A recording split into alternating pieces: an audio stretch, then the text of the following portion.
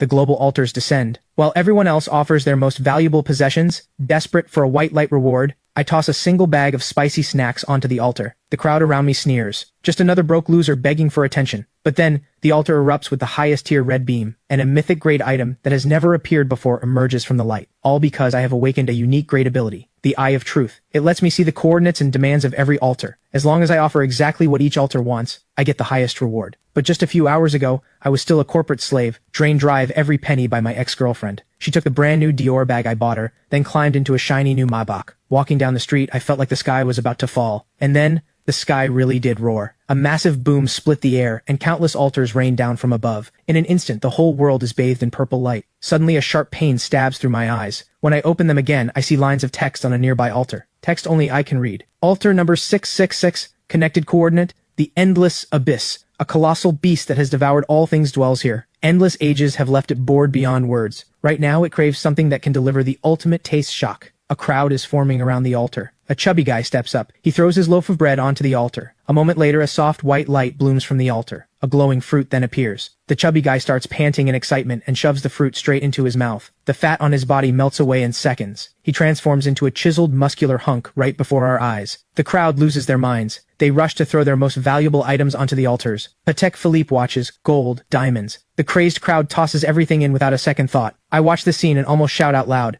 because only I know that the creature behind this altar only wants the ultimate taste shock. And it just so happens, I have exactly that. A friend once brought me a bag of Reaper spicy strips from overseas. I licked it once, and my backside burned for 3 days and 3 nights. If a single loaf of bread earns an enhancement fruit, what would I get by giving it exactly what it craves? With that thought, I sprint home. I tear through every drawer until I find that bag of Reaper spicy strips. Once I calm down, I do not rush back out. I open my computer to check the news. Sure enough, the entire global internet has exploded. Every website is flooded with one word, altars. A tycoon offered a truckload of gold. He was granted extraordinary power, because after he hauled in crates of gold bars by truck and dumped everything onto the altar, he got a blue light reward. The altar returned a seed glowing with blue radiance. After swallowing it, the tycoon gained the terrifying ability to summon vines. One more piece of news catches my attention. Sakura Nation. Offering failed. A flesh-eating demon was summoned. It turns out a master offered his ancestral sword. What appeared instead was a demon wreathed in black mist. Casualties in Sakura Nation are catastrophic. The military is now involved. I read the news and suck in a sharp breath. So a failed offering can summon disaster. That means giving each altar exactly what it wants is everything. At that moment, my phone buzzes violently. Dragon Nation official alert. Initial research has revealed major risks and limits with the mysterious altars. Each person may offer to the same altar only once, and may make at most 3 offerings per day. The descent of the altars also triggered an unknown energy pulse, which has destroyed every surveillance device on the planet. My heart clenches. This is a gift from heaven. I check the time on my phone. 10 p.m. I pack up the Reaper spicy strips. Without hesitation, I sneak back to the plaza. The place is empty now, with only scraps of leftover offerings from the day. I pull the Reaper spicy strips from my pocket and carefully place them on the altar. The altar reacts violently. A red beam of light erupts toward the sky. In an instant, the entire city is bathed in blood-red light. Even residents miles away on the streets are terrified by this earth-shaking sight. And then, I see a massive jet-black egg materialize on the altar. I scoop it up immediately. Without pausing for a second, I vanish from the scene. At the same moment, alarms blare inside the headquarters of the Anomaly Affairs Bureau in the Dragon Nation capital. A stern-faced man demands, "Have we locked the coordinates?" "Reporting, General. Based on the data we collected, we have narrowed down the general area. The location on the map is exactly where I am. The Western District of Riverside City, Dragon Nation. Designate this area as an S-level observation zone immediately. Notify the Riverside City branch. Spare no cost. Find out what that red light was." By now, I have already made it back home. Looking at the giant egg in my arms, I am genuinely puzzled. What is this thing? I cannot exactly crack it open and make golden fried rice. Suddenly, a line of text appears on the shell. Abyssal Dragon Egg. Grade Mythic. Once hatched, the owner gains an abyssal dragon as a companion. Its power rivals that of gods. Reading this, I am thrilled. Anyone who plays games knows Mythic is the highest grade of all. The Reaper spicy strips really did not let me down. Then I realized something strange. Why can my eyes also analyze the rewards from the altar? I rush to the bathroom and stare hard at myself in the mirror. A line of text appears. Eye of Truth. Grade. Unique. Can see through the cause and effect of all things. Gaze upon an altar to reveal its connected coordinate and required offering. Gaze upon any altar-related item to reveal its grade, name, and effect. So that is how it works. I never imagined these eyes could do so much. Suddenly I remember the forum posts I saw earlier. Countless people made offerings and got back a piece of dead wood that meant nothing to them. Or a plain, ordinary rock. They had no idea what these things did, so they wasted them. But I am different. One glance is all it takes. All hidden information becomes mine to see. Hunting for hidden treasures is no longer just a fantasy. I tuck the dragon egg into my bed and glance at the clock on the wall. 10:30 p.m. Until midnight, I have 1.5 hours left. I still have 2 offerings remaining today. With that in mind, I start packing things that might come in handy. Tiger balm, a lighter, a philosophy book. Things others might call junk, I take all of it. Last, I shove a fruit knife into the bag for self-defense. Then my eyes land on the picture frame on my desk. Vivian smiles brightly in that photo. Keeping it serves no purpose. None at all. I shoved the photo into my pocket, planning to throw it away. Outside, I head straight for the abandoned industrial district in the western part of the city. The place has been deserted for years. The terrain is complex. Perfect ground for my plan. Then my phone rings out of nowhere. The caller is none other than my ex-girlfriend Vivian. I hang up immediately. I block her and delete her contact. At that very moment, in a 5-star hotel, Vivian is with Damon. She had assumed I was still hunched in my shabby rental, sulking in misery. Who would have thought the next second her call would be hung up? A nameless rage flares up inside her. How dare a worthless loser she dumped hang up on her? What is wrong, babe? A simple greeting melts away Vivian's anger in an instant. Looking at the man in front of her, she is more than satisfied. He can casually pull out bags worth tens of thousands and watches worth hundreds of thousands. These are the finest offerings of this new era. In the face of such fortune, devotion and vows mean nothing. After all, when she offered the Dior bag I gave her, the altar erupted in soul-stirring green light, and her next 2 offerings also produced that rare green light. Clearly, she is the chosen one of this era. Damon sitting beside her also seems deeply interested in Vivian, but deep in his eyes, there is nothing but calculation. He'd only planned to spend a little money for fun. He never expected this woman's luck to be this absurd. 3 offerings in a row, all green light. Keeping her around might prove very useful later. Meanwhile, I have already reached the abandoned industrial district. I have to find 2 suitable altars and make my offerings before midnight. Otherwise the chances are wasted. Just a few steps in, I spot an altar. Altar number 25091. Connected coordinate. The junkyard realm. A mechanical imp that takes joy in collecting trash. It has a nearly obsessive fixation on bottle caps. I shake my head slightly. A trash-collecting mechanical imp. How great a reward could it possibly give? I keep walking, and another altar appears ahead. Altar number 18472. Connected coordinate. The dried pond. A carp spirit on the verge of dying of thirst only wishes for one more sip of sweet fresh water. Not satisfied with this one either. I keep moving until I reach a small alley filled with trash. After making sure no one is around, I lock my eyes onto another altar. Altar number 4444. Connected coordinate. The Theater of Sorrows. A tragic heroine doomed to repeat her role on stage forever has grown deeply weary of her predetermined script. She now craves an item born from real betrayal, soaked in pure hatred and burning resentment. My breath catches. The altar number is 4 4s, and the demand is impossibly specific. But wait, I just got dumped. I pull out the photo of Vivian. I drag the fruit knife across her face. Afraid I cannot channel enough hatred and resentment, I close my eyes and start remembering. You came down with a fever? I already promised my best friend we would go shopping. Just drink more water yourself. Where is my gaming account? I sold it. Men who play games are wasting their lives. I am keeping that few thousand to buy us nice food. You should grow up. I am not going to suffer alongside you. We were never meant to live in the same world. Please stop bothering me. Remembering all this, I suddenly smile. I pull the lighter from my pocket and flick it on. After scorching part of the photo, I place the offering onto the altar. A purple beam shoots up. The reaction is less explosive than the red light, but the news has not mentioned this color before. I feel a quiet thrill. 5 tattered ticket stubs appear. I grab them in my fist. The Eye of Truth activates. Text appears. Set item. Ticket to Act 4. Grade. Epic. One-time use. When used, it forces the target to relive their deepest fears or most painful memories. Their mind collapses for 3 seconds, leaving them unable to act. Epic grade. Not as powerful as the Dragon Egg, but a 3-second hard control item is enough to decide life and death in a fight, and this seems to be part of a set. What happens if I collect all the earlier acts? No time to think about it. Only 30 minutes left until midnight. I search through the entire industrial district. I find another altar. Altar number 7591. Connected coordinate. The Lost Crossroads. A lost explorer longs for the right direction. I shake my head, turn, and walk away. There is no advice I can offer for that demand. After walking a bit further, another altar catches my eye. Altar number 1988. Connected coordinate. The Silent Library. An elderly head librarian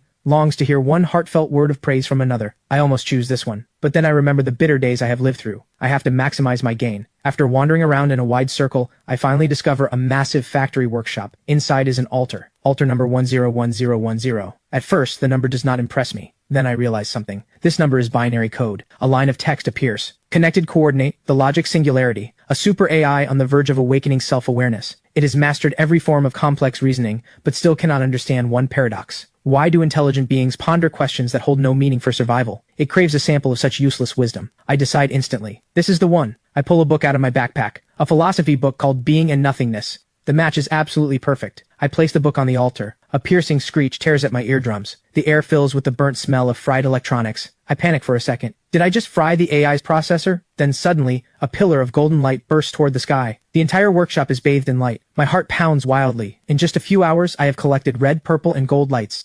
3 colors not even reported online. Suddenly, a deadly chill rushes at me from behind. The bright light lets me catch a glimpse of a dark figure. He charges at me with inhuman speed. His blade is about to plunge into my back. But the next second, the attacker's body suddenly freezes. A scream of agony follows. His knife clatters to the floor. He clutches his head in pain. Because in the split second before I could react, I had already used the ticket to Act 4. 3 seconds of being trapped in his most painful memories. I yank the fruit knife from my waist. One swift strike, and he is finished. Then I lean against the wall, shaking uncontrollably. It is my first time killing someone. Looking at the corpse, I turn my head and throw up everything in my stomach. A moment later, I force myself to stand. So high-tier light pillars mean opportunity, but they are also a death warrant. They attract predators lurking in the dark. Then I notice something on the corpse. 2 dim white orbs of light hover above the body. The Eye of Truth activates. Light step leggings. Grade. Common. Slightly increases movement speed and jumping power. Status. Unbound. I look at the second item. Crude Stamina Charm. Grade. Common. Slightly increases physical endurance. Status. Unbound. Those words send a shock through my mind. A brutal rule surfaces in my head. Kill and claim. Take down a target, and the items they earn through offerings become yours. This guy had 2 practical items on him. He has probably done this to others before. So why is the entire internet full of light pillars and rewards, but not a single post mentions this risk? The more I think about it, the colder my blood runs. It is not that nobody knows. The ones who know have all chosen silence. Some of them are like the corpse on the ground. Others want to be the hunter. And some simply do not dare to speak. The government, for example. Announcing this would be admitting that the existing social order has already collapsed. The Dark Forest law is taking over. The entire world would spiral into chaos. With that thought, I cannot afford to waste time. I gather up the 2 white orbs and look toward the center of the altar. A fist-sized metallic cube sits there. The Eye of Truth activates. Dimensional Vault.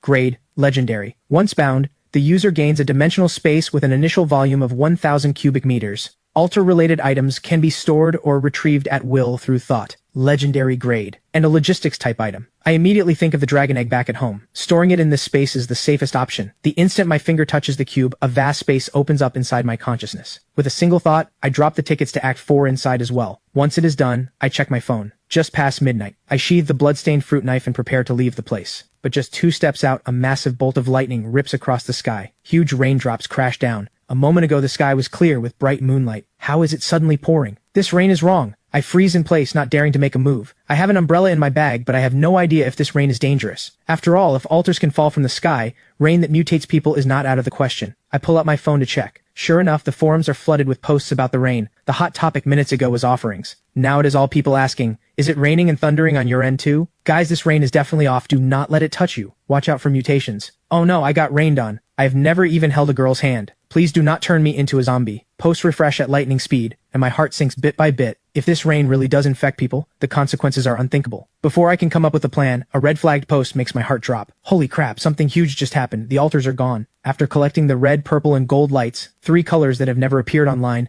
I had been getting ready to head home. Then the clear moonlit sky suddenly turned into a downpour. The forums are flooded with posts about the rain, refreshing faster than I can read. But the most alarming post is not about the rain. It is the red-flagged headline. Something big is happening. The altars are gone. I whip my head around to check. Sure enough, the altar behind me has vanished. And to my horror, the corpse from before is also gone. But I am certain no one has been here. The only explanation is the rain. When it falls, the altars disappear. It also washes away every trace of the previous day. Combined with the destruction of all surveillance equipment worldwide, this is the perfect environment for murder and theft. Since the rain itself is harmless, I pull out my umbrella and head home. Not long after I leave, the Anomaly Affairs Bureau arrives at the scene. They quickly locate the workshop where the altar had been. Commander Ryan immediately turns toward the back of his team. A young woman in her 20s steps forward. After her offering yesterday, she gained an ability. Energy Rewind. It lets her sense the residual energy fluctuations in a space. The higher the tier, the clearer the trace. Agent Emily closes her eyes and starts to feel. Suddenly she lets out a stifled gasp and stumbles backward. Ryan catches her instantly. What is it? Emily breathes hard, her voice trembling. This is completely different from the previous scene. That one was a firefly. This is bright as daylight, warm as the sun. A team member cannot help but speak up. Could it be gold light? Ryan's face turns grave instantly. Lock down this area. Conduct a thorough sweep. Report this to headquarters immediately. Tell them I suspect a monster beyond imagination is hiding here. Meanwhile, the moment I get home, I move the dragon egg into the dimensional space. From now on, I never have to worry about it being discovered. If the hatched dragon could fit in there too, that would be ideal. But first, I need to figure out how to hatch it. I remember the blood binding rituals from movies. I decide to try it. I squeeze a drop of blood onto the shell. Suddenly, a line of small text appears on the egg. Hatching condition, absorb a sufficient amount of blood. Close to what I expected, but my own blood will never be enough. I will have to figure something out tomorrow. After all, my mind has been wound tight all day, and exhaustion is catching up. I fall asleep quickly. At 5 a.m., a piercing alarm jolts me awake. The altars have refreshed for real. I open my phone and check the forums. A few conclusions emerge quickly. The pre-dawn gray rain causes no harm to the body. It stops at 5 a.m., sharp, and the altars refresh at that same moment. I plan to head out for breakfast and at the same time, think about where to find enough blood. I order a bowl of noodles at a small restaurant. I open the forums on my phone. Today every topic revolves around offerings.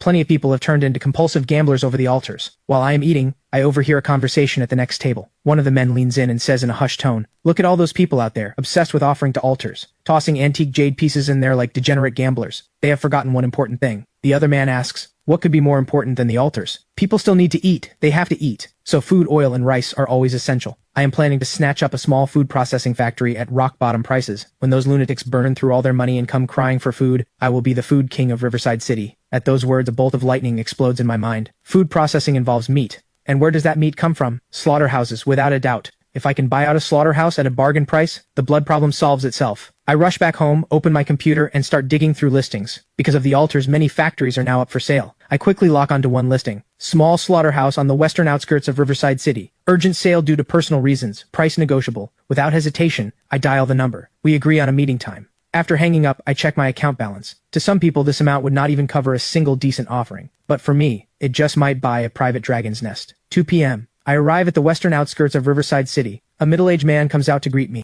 He starts pitching the property. This slaughter line had expensive maintenance done last month. The cold storage refrigeration is top of the line. I just scan the place saying nothing. My cold demeanor makes him uneasy. He tentatively throws out an inflated price. I do not respond. I just shake my head. After some back and forth, I buy the place for 40% of his asking price. He signs the contract and hands over the keys. He also gives me the contact number for a nearby livestock farm. Supply chain problem solved instantly. I do a walkthrough of the property I just bought, then I push open a hidden hatch in the ground. It leads to a worn-down storage room. Suddenly, the Eye of Truth senses a faint energy fluctuation. I carefully brush aside the dust, and an altar emerges before me. Its surface is blood red, and the sound of a beating heart drifts from it. I force down my fear and activate the Eye of Truth. A sharp pain shoots through my eyes. Twisted, blood-burning text appears. Altar number 40, connected coordinate, the Crimson Throne. All things are food, until the Crimson Crown is claimed. Special trait 1, Eternal Altar. This altar exists permanently. It does not count toward the daily offering limit. Unlimited offerings allowed. Special trait 2, Flesh Forge. Any altar reward can be offered here and converted into source blood. Absorbing it permanently boosts the user's overall vitality. My mind reels. This is the lowest numbered altar I have ever seen, and it is permanent. What is even more insane, the offerings are unlimited, and the location is essentially my private domain. With this altar as a hub, every useless reward I get later can be turned into source blood to strengthen my body. The urge to test it is overwhelming. Conveniently, I have an altar reward right in my pocket. I toss in the crude stamina charm I picked up last night. An ancient-looking glass bottle materializes in the center of the altar, half filled with a dark liquid. The Eye of Truth activates. Source blood, once absorbed, slightly increases overall vitality. Permanent enhancement. Exactly what I expected. Without hesitation, I drink it down. I expect a foul, bloody taste. Instead, it is crisp and sweet. Just as I am wondering why I feel nothing, a wave of heat erupts inside me. Every cell in my body greedily drinks in the energy. Steam starts rising off my skin. This sensation is nothing like the items I have used before. This power surges directly from my flesh and blood. I walk over to half a beef carcass hanging on a hook. One simple punch, and over 100 pounds of beef goes flying into the corner. This is more terrifying than I imagined. I have only absorbed one bottle of common source blood. Becoming a god in the flesh might not be a dream. I push down my excitement. Tomorrow I will buy a batch of chickens to hatch the dragon egg. But right now, I need to collect the reward items nobody wants. Countless people have spent fortunes on offerings, only to receive garbage. Those are exactly my target. Gambling is risky. Picking up trash is not. That afternoon, I get in touch with a livestock farm owner, only to run into a new problem. Buying a batch of chickens costs money, and the slaughterhouse purchase has drained my savings. The new era has arrived, but currency still moves the world. So I decide to go on a scavenging run first, and see if I can find any treasures. Now that I have the exclusive Crimson Throne altar, I start hunting for more altars to use up my daily offering limit. But unexpectedly, the moment I reach the wet market, a piercing scream rips through the air ahead. A humanoid creature in tattered monk robes is tearing into a passerby. I immediately activate the Eye of Truth. The carnivore monk, Wrathful One. Ordinary calamity. Falsely accused of stealing and eating mutton, he was beaten to death. He was a temple guard. He hates everything connected to meat offerings. It clicks immediately. Some genius offered meat to an altar and summoned this calamity beast, walking straight into the line of fire. Suddenly, several off-road vehicles roar in. Doors slam open and figures leap out. At the front is Commander Ryan of the Anomaly Affairs Bureau. His face is grim as he barks orders. The scene is locked down within seconds. The crowd is quickly evacuated, but I stay close, not leaving. Ryan glances back at the woman behind him. Commander Ryan, the energy fluctuation is very strong. Be careful. Emily's expression is serious. From behind the cordon, I hear every word clearly. Holy crap. She can sense energy fluctuations. What kind of ability is that? Suddenly, Emily's senses pick up something. She looks straight at me. Our eyes meet. I force down the panic rising in my chest. On the surface, I maintain the curiosity and fear of an ordinary bystander. Emily's brow furrows slightly. She just sensed an unusual energy fluctuation, but it was too faint. She is not sure. Was it just her imagination? Right at that moment, the wrathful monk inside the market lets out a furious roar. Ryan immediately orders his team to lay down suppressing fire, but the monk is completely unaffected by firearms. Seeing this, Ryan shouts, "Squad 2, move!" The words have barely left his mouth when two figures shoot forward, one from each side. One of them moves so fast he leaves an afterimage. He raises a dagger and strikes at the back of the monk's neck. The other lifts a massive iron rack and slams it down on the creature's head. The fierce assault leaves the monk wide open. Ryan seizes the opening and joins the fight himself. His long blade crackles with blinding electricity. A single strike, and the monk's head falls clean off. Watching this, I am genuinely shocked. Their coordination is flawless, and the gap between us right now is enormous. I need to level up fast. The sun is about to set. I decide to find a safer area to search for altars. I head toward the outskirts. Along the way, I see plenty of altars,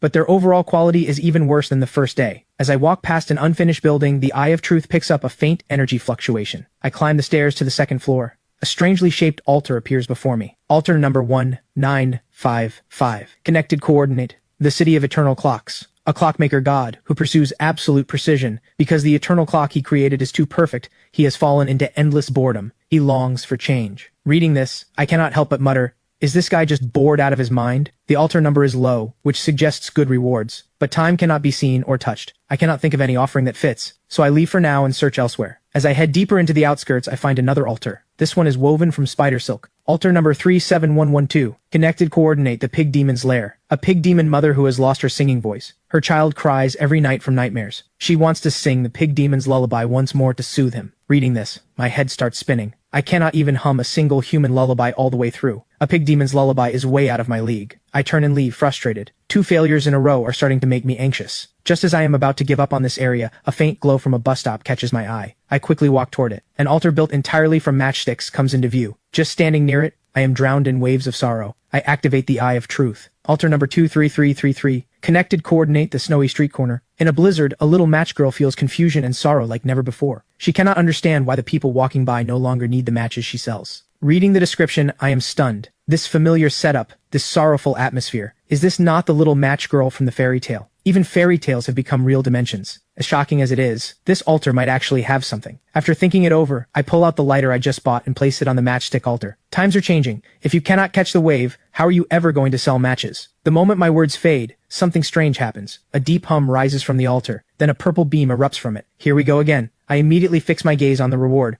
A palm-sized box hovers in the air. I am full of questions, but I still rush forward and grab it. A bad feeling creeps in. Name, Matchbox of Hope.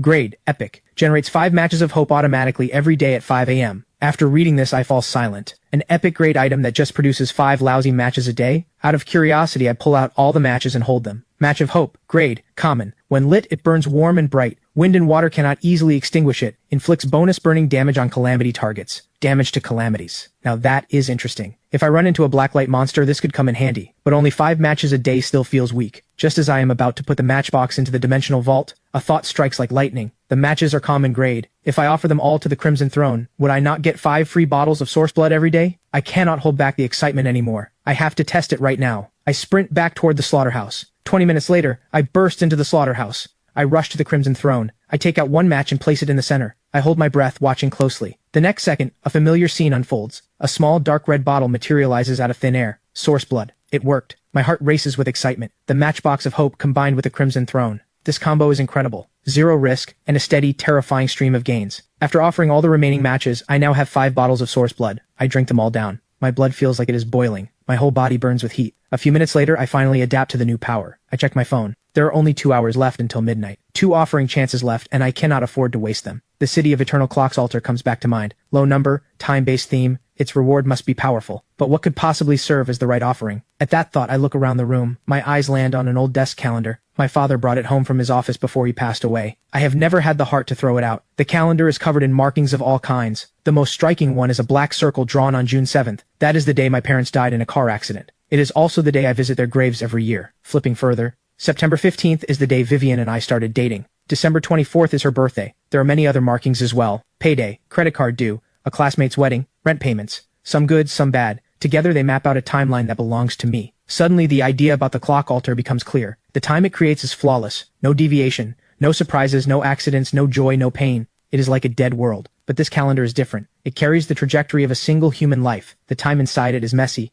complex, full of uncertainty. Time like that is alive. What the altar needs is not more advanced technology. It needs an understanding of time. With that thought, I head out, straight for the clock altar. When I stand before it again, I take out the calendar and solemnly place it in the center. Perfect time has no life. This time, full of regrets and an imperfect life, is the kind that is truly alive. Do you like this change? The moment my words fade, the calendar on the altar vanishes. Time itself seems to freeze. Everything around me falls dead silent. Suddenly, golden light explodes outward. The entire unfinished building blazes with brightness. Countless fragments of human lives flash before my eyes like a runaway slideshow. At the same time, an ancient pocket watch materializes at the center. I quickly activate the Eye of Truth. Pocket Watch of Fate. Grade, Legendary, Passive Ability, grants the wielder extreme sensitivity to incoming changes. The user gains reaction and judgment time far beyond ordinary humans. Reading this, I cannot help but frown. What good is that? But the moment I close my hand around the watch, an indescribable sensation washes through me. I realize how foolish I was. This watch does not grant raw strength or speed. It grants control and awareness. It allows me to channel my superhuman vitality and strength with absolute precision. To be safe, I quickly place the Pocket Watch of Fate into the dimensional vault. To my surprise,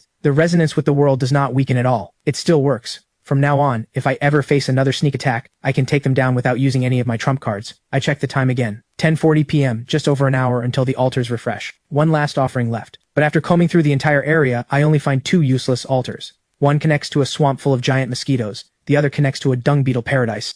Suddenly, faint shouting and cursing drifts in from the distance. There are other people here? I instantly go on alert. Crouching low, I sneak forward. In an open storage yard, two groups of people are facing off. Right beside them stands an altar glowing with soft pink light, shaped like a delicate, slender hand. My heart pounds against my will. This altar looks anything but ordinary. I activate the Eye of Truth, and look. Altar number 9269. Connected coordinate, the Palace of Bliss. A succubus queen who has fought countless battles, numb to ordinary pleasure. She craves a physical stimulation that can shake the soul. Reading this, I suck in a sharp breath. The altar number is low, but the description is, well, a bit unconventional. Then I instinctively pat my backpack and remember one item I have inside. That is a perfect match. At that moment, the situation in the yard shifts. On one side stands a bald man wearing a thick gold chain, backed by more than a dozen thugs. The other side only has 4 people. At the front is a tall, striking woman. The bald thug sneers and steps forward. Do not make us do this the hard way. You have the nerve to steal from my brothers? Hand it over now, throw in a few extra treasures, and maybe we will let you live. But the woman across from him just spits out one cold word. Get lost. The bald man flies into rage.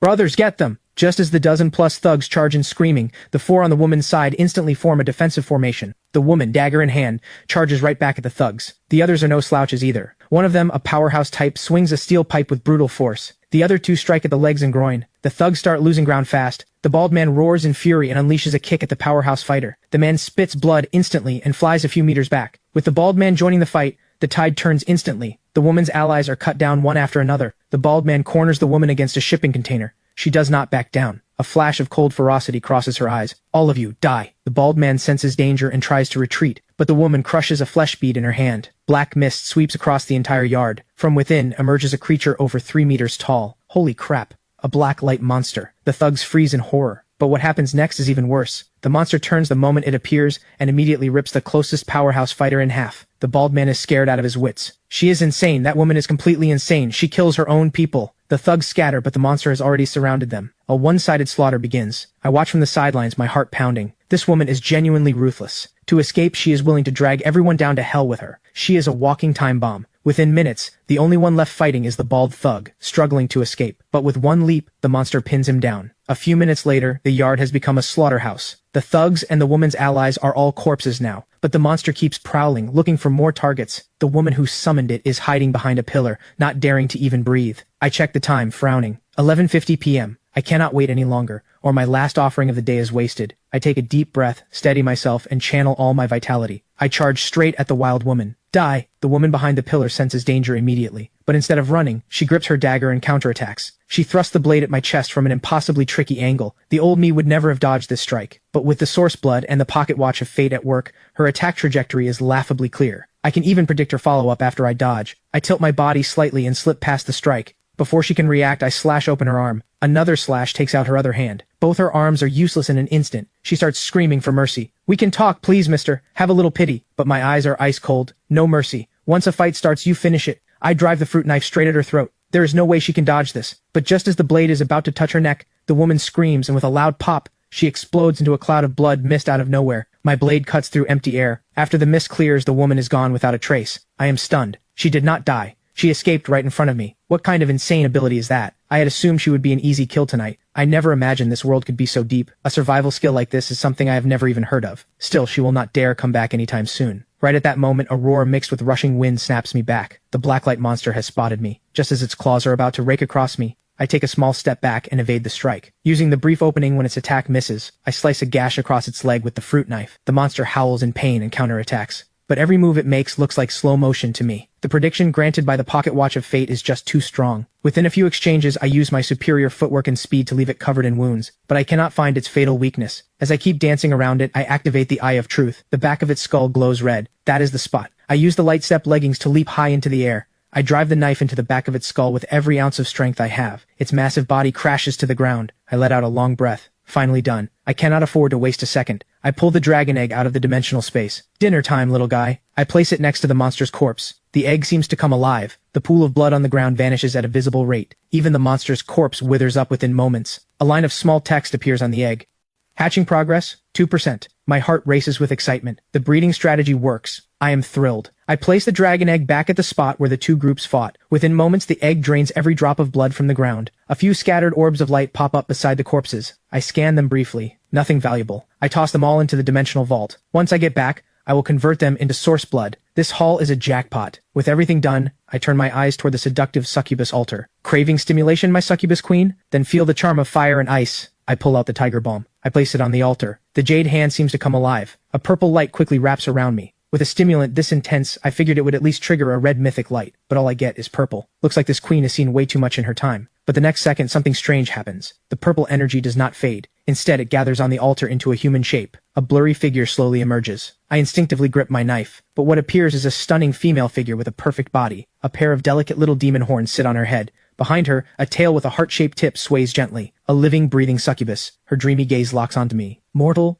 you have pleased me. As your reward, I will grant you one chance to fulfill any wish. The succubus's voice leaves my throat dry. The blood in my body starts rushing somewhere it should not. Holy crap, I just unlocked a hidden tier wife. But just as the air thickens with tension, a wildly out-of-place hum cuts through. The dragon egg beside me starts shaking violently. Before I can react, an indescribable, terrifying suction force erupts from the black egg. The freshly formed succubus freezes. She senses death itself. The suction defies all logic. It drags her in instantly. The moment she touches the egg, she dissolves into pure purple energy and is devoured by it. Dead silence surrounds me. I freeze on the spot, my mind blank. What just happened? Where is my epic grade wife? The dragon egg on the ground lets out what sounds like a satisfied burp. Then it slowly floats back into my arms. I hold it with trembling hands, because the text on the egg is climbing wildly. Hatching progress just shot up to 41%. The energy of one epic grade succubus is that massive? At the same time, I notice a purple glow on the egg, with a few tiny heart-shaped marks now etched into it. An abyssal dragon paired with little hearts. The egg nuzzles restlessly against me. I know my succubus wife is not coming back. I jab the shell with a vicious poke. You better hatch into a hot girl to make up for this. Right at that moment, a clap of thunder splits the sky. The gray rain begins. I duck under a nearby awning, and every trace of the earlier battle dissolves in seconds. I start replaying the fight in my head. That woman escaping bothers me. It is like a venomous snake hiding in the shadows. I decide to slip into a nearby 3-story building, hoping to catch her. A surprise kill could put an end to this threat for good. Meanwhile, at the Anomaly Affairs Bureau headquarters in the Dragon Nation capital, a researcher in a white coat bursts in. General, good news.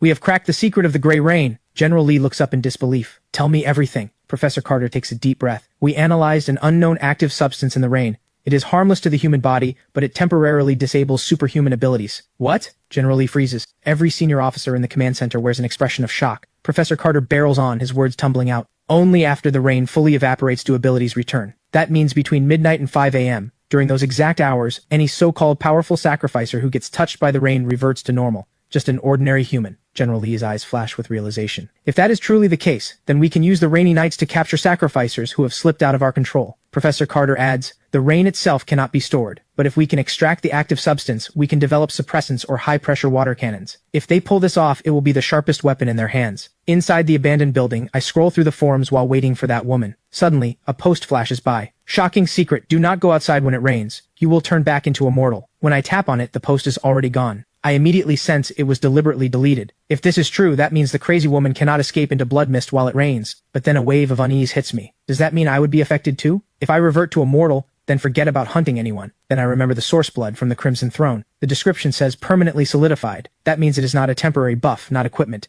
It is my own strength. The rain can strip away armor, but it cannot dissolve muscle. The dimensional vault is also a sealed space. It should not be contaminated. And the pocket watch of fate is inside the vault, so my perception ability stays intact. Under the gray rain, while everyone else gets reduced to weaklings, my own weakening is barely noticeable. Does that not make me the only god of this rainy night? My heart is about to burst. I have to test this. Right now, I stand in the gray rain that everyone else fears, a grin on my face I cannot even hold back. This rain can wipe out every superhuman ability, but it cannot touch the body enhancement from the source blood. While every other ability user gets reduced to weaklings, I am the only god of this rainy night. Meanwhile, the woman who witnessed my terrifying power has just escaped back to her mansion, using her blood escape ability. Her men in black, seeing her in this state, panic immediately. A butler rushes over. "Miss Scarlet, how did you get hurt this badly? Where are the others?" Scarlet's eyes are filled with terror. "They are all dead. Even I almost got killed by that stranger. He is terrifyingly strong." Orders the butler to bring a sketch artist. She is desperate to capture my face on paper. Meanwhile, the moment I get back to the slaughterhouse, I dump all my collected items into the Crimson Throne. These items lose their effect under the gray rain. Better to convert everything into source blood for personal enhancement. After downing all 4 bottles of source blood, I head inside and crash. At 5 a.m., I wake up right on schedule. I had already arranged things with the farm owner last night. The first batch of chickens has already arrived. I turn into a ruthless machine and start processing. After 500 chickens are fully consumed,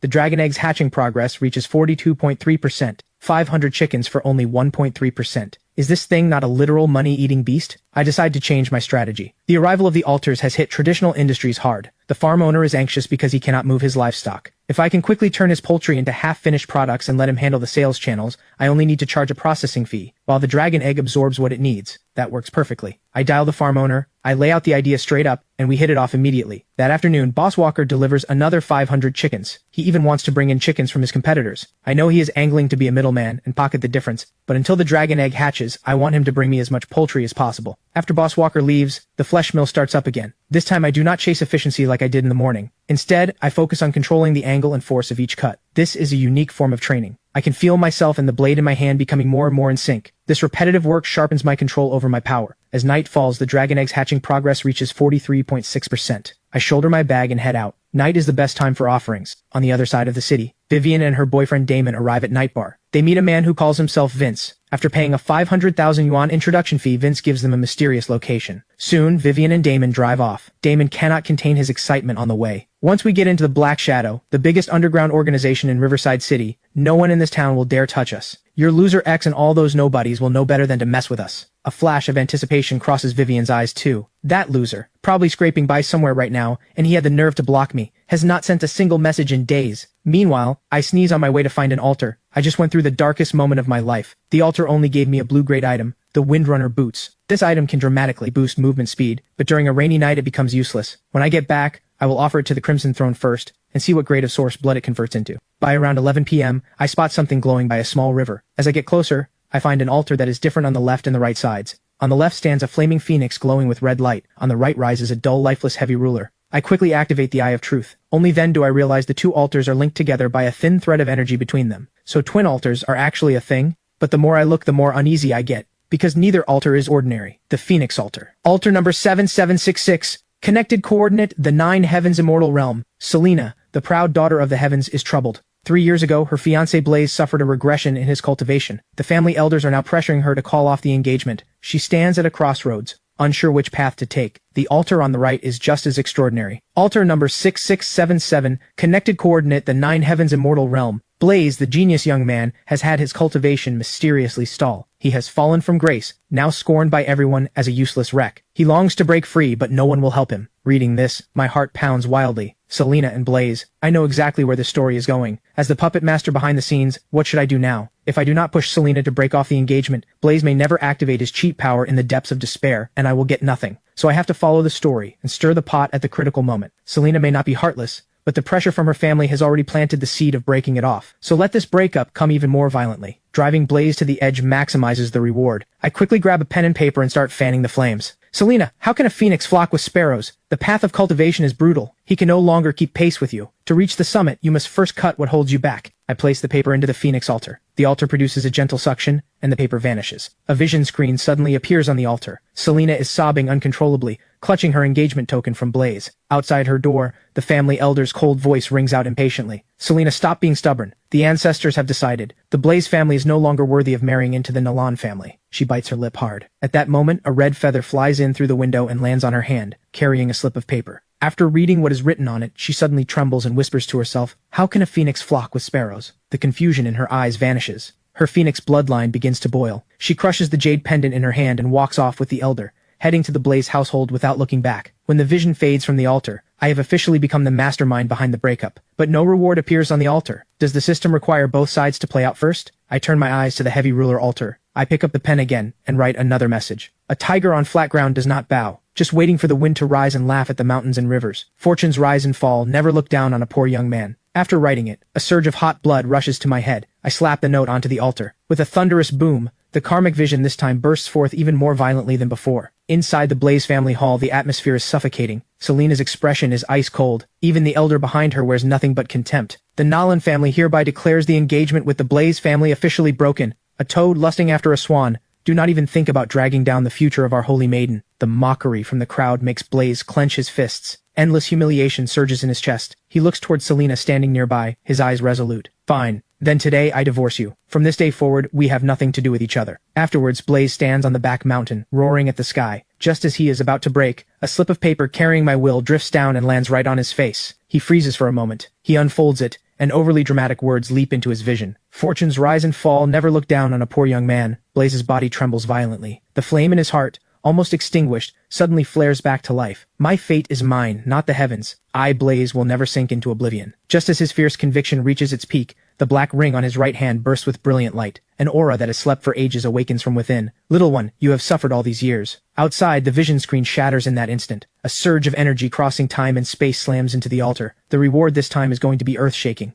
What grade will it be? I stare hard at the altars. The Phoenix altar on the left erupts with a pillar of black light shooting into the sky. A terrifying aura explodes outward, soaked in rage and resentment. Holy crap. Black light. I am done for. I have to run. But at that moment, the heavy ruler altar on the right also bursts forth with a pillar of energy. Blinding red light lights up the entire sky. I stop dead in my tracks. Red light. I am not running anywhere. Looking at the rewards from both altars, my scalp tingles. One pillar of soaring black light and one of the red light that drives everyone mad. I make my decision instantly. Not running. I turn and sprint straight toward the heavy ruler altar, snatching the item that appears within the red light, a dagger wreathed in black mist. At the same time, the ground beneath my feet shakes violently. A figure rises from the black light altar. Her face bears a slight resemblance to Selena's, but her expression is wild with madness, and her voice is dripping with hatred. You made me lose him. I quickly activate the Eye of Truth. Selena's inner demon wraith, grade, epic, a resentment calamity born from twisted karma, shares the same bloodline as Selena, personality, obsessive and insane. I instantly try to bolt, but the wraith chases me down immediately. A massive force slams into my chest. Even with a body as tough as steel, I cough up a mouthful of blood. My heart sinks in pure terror. Holy crap, how am I supposed to fight this? The wraith closes in instantly.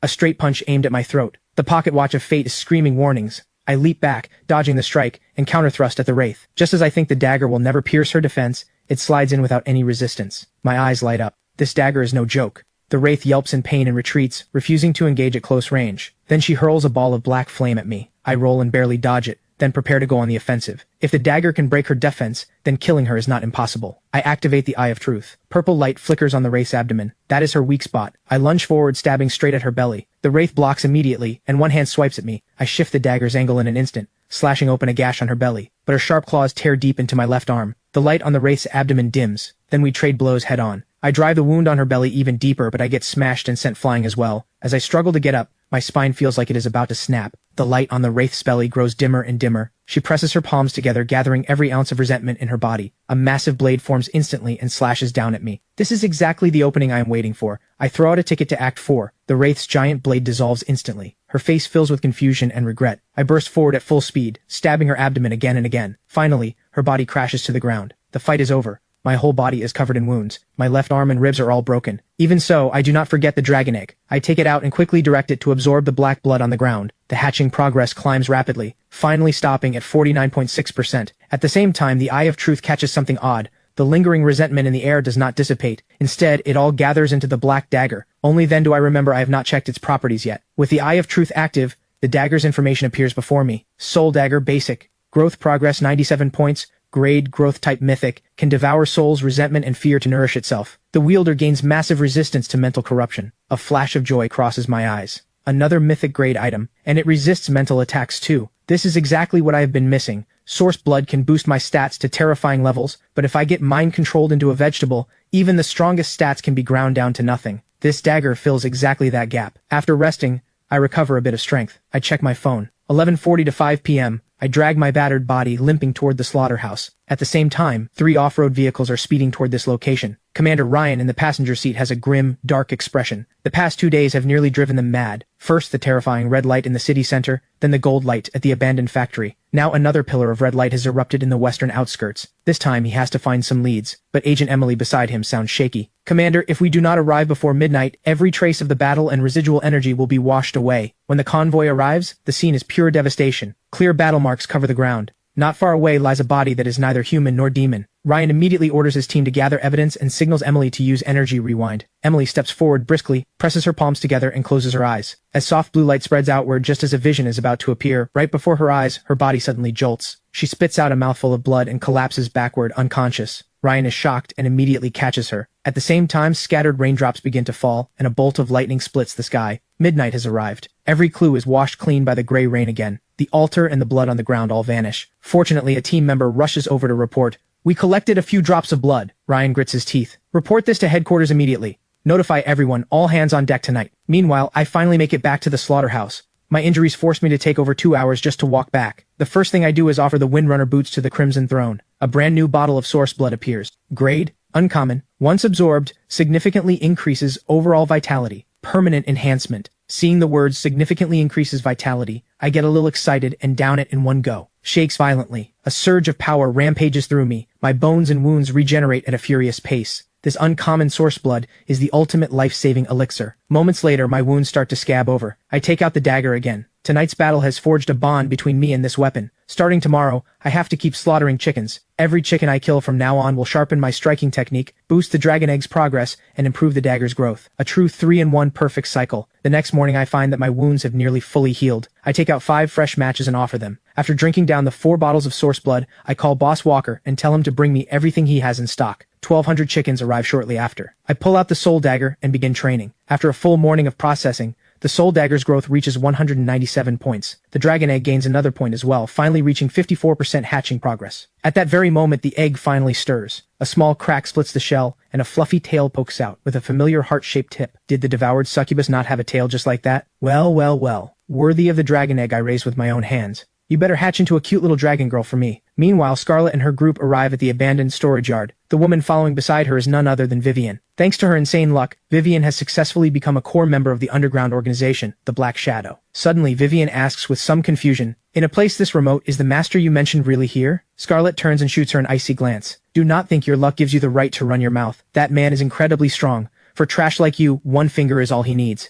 If not for the informant saying red light appeared in this area last night, I would never dare risk coming back here." Not far away, on the rooftop of an unfinished building, a figure silently observes Scarlet's group. Reporting to the Bureau, suspicious target spotted at the abandoned storage yard in the western outskirts. Inside the Anomaly Affairs Bureau in Riverside City, Commander Ryan hears the report. A flicker of relief crosses his grim face. Finally, a lead. After acquiring both the Mythic-Grade dragon egg and the dagger, I finish processing 1,000 chickens in just one morning. The soul dagger and the dragon egg's progress have both surged. I am in a great mood, ready to head back into the city and find chances to make offerings. But just as I step into the bustling pedestrian street, a piercing, despairing scream tears through the air. A middle-aged man clutches an empty box, wailing, "My wife left me. My daughter does not even recognize me. What is the point of living anymore?" The security captain beside him looks annoyed. "You think this is a wishing well? When you were gambling like a degenerate, did you ever think about the consequences?" The crowd around the man is buzzing with chatter. From their words, I piece together what happened. The man sold his house, bought a jade pendant, all for this one offering today, and the altar gave him back a useless wooden stick. I turn my gaze to the altar that caused the tragedy. It has a strange shape and glows with gold light. No wonder it tempted the man to gamble everything here. I activate the Eye of Truth. Altar number 17626. Connected coordinate the goblin's abandoned vault. A goblin collector who has grown tired of gold and jewels longs to collect the most advanced technological creations in the world. Reading this, I cannot help but smirk. The jade thumb ring this man went bankrupt to buy was offered to a goblin obsessed with tech. This ending was written from the start. The security captain signals his men to drag the man away. Suddenly, an arrogant voice cuts through the crowd. "Hold on." A stunningly seductive figure walks over. none other than Vivian herself. She lifts her chin, basking in the greedy stares around her, then glances at the middle-aged man. If you die, you really lose everything. Want to get back what you have lost? Hope flares in the man's eyes. Yes, I want to. Whatever you want me to do, I will. If you want offerings every day to gamble with, then come with me. Vivian snaps her fingers. Several bodyguards behind her instantly hoist the man up. The crowd is stunned. Is this beauty here to do charity? Was it not always rich men keeping innocent girls? Why is this the reverse? Two thugs on the edge of the crowd hear the chatter and snort with laughter. You all do not get it. This is called farming. Plenty of people have no money for offerings, but others have all the money in the world, and only a limited number of daily offerings. That is where these farmed losers come in. Everything they get from offerings goes to the top. If they pull good items, they get fed feasts of land and sea, living the high life. If they fail to pull anything good, they get squeezed until completely useless, drained to the last drop, hence the name, human slot machines. I hear every word clearly from the side, but other people's fates are not my concern. Just as I turn to leave, a voice rings out behind me. Hey you, wait! I recognize Vivian's voice, but I do not respond. I keep walking. Stop! Are you deaf? I told you to stop! In an instant, several bodyguards in black rush over and surround me. I am forced to stop and slowly turn around. Vivian wears an expression of twisted satisfaction. Ever since she latched onto the Black Shadow, the biggest underground organization in the city, her streak of green lights has made her a star within the group, but I am like a thorn lodged in her heart. A loser like me had the audacity to block and delete her, and now I just walked right into her. She crosses her arms and looks down at me with a mocking smile. You blocked me, then could not stop yourself from coming to find me. Regretting it now? Too late though. The crowd erupts in laughter and murmurs. Where did this gigolo come from? Sounds like her ex. A toad lusting after a swan exactly like this, but my stomach is growling. I have zero patience for Vivian right now. Seeing my indifference, Vivian finally snaps. Still putting on an act? Suddenly she kicks off her right high heel and pulls off her black stocking right there in public. You wanted me to take pity on you, did you not? Get on your knees and kiss my toes and I will toss you 20,000 yuan as dog food money. She pulls a thick stack of bills out of her bag. The crowd erupts in jeers. This guy hit the jackpot. Lick it, lick it. Why does the goddess reward him? Can I take his place? The voices of troublemakers blend together and pull me out of my hunger-induced daze. What is this woman blabbering about? Is she not just delaying my trip to the open-air food stall? Seeing me unmoved, Vivian finally snaps. Get on your knees, now. But the moment she finishes speaking, a sharp smack rings out, loud enough to silence the noise around us. Vivian's pretty face whips backward. A red handprint blooms across her pale skin. Then I backhand her with such force that she crashes to the ground. Vivian clutches her face in disbelief. The bodyguards rush at me instantly, but after a few dull thuds, they go flying with screams of pain. I walk over to the trembling Vivian and shoot her a contemptuous look. You wish. Then I stride off without another glance. The crowd watches me leave in stunned silence. At that moment, a man in the crowd quickly pulls out his phone to report. Target Peacock has just had a violent confrontation on the pedestrian street. Ever since Scarlet and Vivian appeared at the abandoned storage yard, they had been on the Anomaly Affairs Bureau's radar. Peacock is Vivian's codename, and the undercover scouts monitor every move she makes. The man continues his report. The other party seems to be her ex-boyfriend, and he has serious combat skills. Took down those bodyguards like it was a game. Inside the Anomaly Affairs Bureau, Ryan hears the report and just says, got it. Minor scuffle. Log it. Keep observing. But Emily, who is studying files nearby, suddenly speaks up. Wait. She stares at the photo sent in by the informant. My figure in the picture is blurry, but something about it feels familiar to her. Ryan stops what he is doing instantly and looks over. Are you sure you have seen him before? But no matter how hard Emily tries to remember, nothing comes to mind. Maybe she has just been under too much pressure lately. Ryan's eyes flicker as he stares at the screen. Send 2 people to look into Vivian's ex-boyfriend. Run a check on him. Sending bodyguards flying like that means he has gotten some real solid power from the altars. Meanwhile, I head toward the familiar open-air food stall. The place is just as it always was, packed with people and full of life. I find an empty seat and order a few of my favorite dishes. Just then, a middle-aged man in his 40s walks toward me. He clutches a red bag, weaving between drinking tables. Soon he stops at the table next to mine, where a group of men are playing drinking games. Excuse me, gentlemen. I have an item here. Could you take a look? It is a blue-grade item I just pulled today. Blue-grade? The men freeze. The man pulls out a blue and white porcelain teacup from his bag. They take it curiously and inspect it one by one, even using a flashlight to examine it carefully, but they cannot figure out what the teacup actually does. The bearded man waves his hand impatiently. Just tell us what it does. How much do you want for it? The middle-aged man bites his lip and holds up 3 fingers. The function is not clear yet. The bearded man spits out his drink. 30,000? Have you lost your mind? 30,000 for a useless teacup with no known purpose? The middle-aged man tries to explain, but he is shouted down. I take in everything from my seat. Then the Eye of Truth activates instantly, landing on the unassuming teacup. Cup of stillness. Grade. Uncommon. Can hold the gray rain. Reading the description, I suck in a sharp breath. This is a divine artifact. The gray rain can wipe out every superhuman ability, but normally it cannot be stored. With this cup, all I have to do is splash the stored gray rain, and I can instantly cripple a top-tier ability user. I have to buy this. Right now. With that thought, I quickly call the middle-aged man over. He hurries over. Boss, want to take a look at my item? This really is a blue-grade item. The bearded man at the next table quickly warns me, young man, do not be a fool. This guy is obviously a con artist. A real blue-grade item costs way more than a few tens of thousands. I just smile, nod, and gesture for the man to sit down. Waiter, add 2 more chicken legs and a large beef chow mein. This guy is hungry. Extra meat, please. The middle-aged man cannot believe it. Not only does the boss not chase him away, he is even buying him food. This young man looks harmless enough, but is he secretly planning to harvest my kidneys? When the hot food arrives, the middle-aged man digs in greedily. After he finishes, I say, I will take the porcelain teacup. His name is David, a former senior investment analyst. His daughter fell seriously ill, draining every penny of his savings. With no other options, he was forced to sell the porcelain teacup. After we settle the deal, I take David with me to withdraw the cash. On the way, David clutches the porcelain cup, looking uneasy. Young man, do you really trust me? Hearing that, my footsteps slow. Uncle David,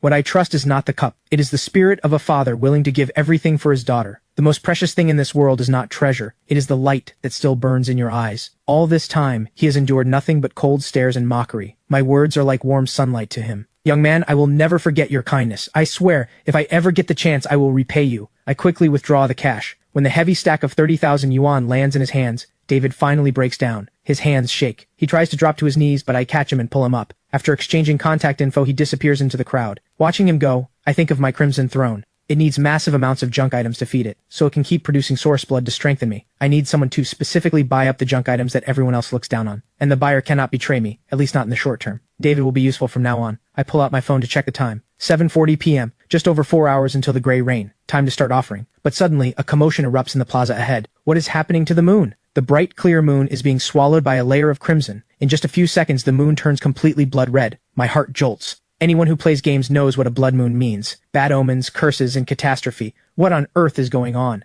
Anxiety and dread spread through the crowd. Every face is bathed in an eerie crimson hue. I quickly pull up my phone and open the forum. It is flooded with speculation about the blood moon. We are doomed. I have a feeling something huge is going to happen tonight. Bold prediction. During the blood moon, the chance of pulling good items doubles. Gambler's charge. So what does the blood moon actually do? I look at an altar nearby. It looks like a rusted-out vending machine now growing eerie under the blood moon's influence. I activate the Eye of Truth. Altar number 20247. Connected coordinate the mechanical wasteland. A vending machine spirit wandering through the wasteland. It collects all kinds of currency. Blood moon effect. 10 offerings remaining. A gambler steps up and tosses his last coin into the altar. The coin vanishes instantly, and the remaining offering count drops by 1. But here is the strange part. The reward item gives off no light at all, and is wrapped in a layer of blood mist. No matter how close anyone stands, nobody can see what is inside. My pulse races. Under the blood moon, altars now have limited offering counts, and the offering process no longer reveals reward light. Only the offerer knows what they got. This is heaven sent for me. Even if I pull 3 red lights in the middle of the pedestrian street, everyone will just assume I got nothing good. I need to find altars fast. I quickly complete 2 offerings, but the results are disappointing. One only gives me a blue-grade longsword. It cuts steel like mud and is virtually indestructible, but I am the man who already owns a mythic-grade soul dagger. This longsword is just a snack for the Crimson Throne. The other altar gives me a purple-grade pauldron, the Beast Wrath Pauldrons. Once equipped, it grants an active skill that briefly unleashes berserker power, followed by a long period of weakness. Looks like converting it into source blood is its only fate. I wonder what epic grade source blood tastes like. Finally, at a street corner, I spot another altar. The Eye of Truth activates. Altar number 1050. Connected coordinate the lost sea of stars. An ancient stargazer lost at the edge of the cosmos. The light he spent his entire life chasing has gone out. He longs to see the light of hope just one more time. Remaining offerings 7. Reading the request. My first thought is the match of hope. But today's matches have all been offered to the Crimson Throne, and ordinary matches and lighters lack the meaning of hope. I dig through all my pockets and only find the receipt printed at the ATM earlier. For David, this slip of paper is his daughter's chance to live, a chance at hope. It is also proof of a young man extending a hand to a stranger. Is this not the eternal light of human kindness itself? With a willingness to try, I place the slip of paper at the center of the altar. A deeply comforted sigh echoes in my ears. Then, an unremarkable 5-pointed star appears on the altar. The Eye of Truth activates. Star of Hope. Grade. Legendary. One-time consumable. Activates automatically the moment the holder dies. Restores the holder's flesh and soul, reviving them at full state. My eyes go wide. Holy crap. A revive token. This is a true last resort lifesaver. This is so far beyond what logic can measure. I store the Star of Hope in the dimensional space and pick up the pace heading back. On the way home, I scroll through the forum and notice something off. A popular altar near us just shattered after repeated offerings. The post includes a blurry photo. What was once a fully intact altar is now nothing but broken stones on the ground. The comment section explodes. Holy crap, altars can break? Someone here did the math. It looks like 10 offerings will destroy them. Out with the old, in with the new. Destroy them all. Maybe better ones will come. Two sides argue back and forth, and the government remains silent. Looks like the higher-ups have also been caught off guard by this sudden turn of events. This proves the blood moon is no joke. Whether the breaking of altars is a blessing or a curse remains unknown. I need to convert my new gear into real solid power. On the way back, I notice several altars with no offerings made yet, still at 10 remaining. The outskirts really do have fewer people. The moment I get back to the slaughterhouse, I offer the blue-grade longsword to the Crimson Throne. After downing the uncommon source blood, I take out the epic-grade pauldron. The Crimson Throne actually trembles. A bottle of purple source blood appears. Source blood, grade, epic. Once absorbed, dramatically increases overall vitality. I tilt my head back and chug it down. Epic source blood is nothing short of a nuclear blast. Terrifying energy detonates inside my body, and my muscles surge and reform with terrifying intensity. So this is what an epic-grade source blood feels like. I feel like I could punch through the basement wall right now. I check my phone. 11:59 p.m. I open a live stream to see if anything changes after midnight. In the live stream, a man is standing in front of a food-themed altar made of various materials. I thought this food altar would drop me some crayfish or something, but ever since the blood moon arrived, the only difference is that the altar did not disappear.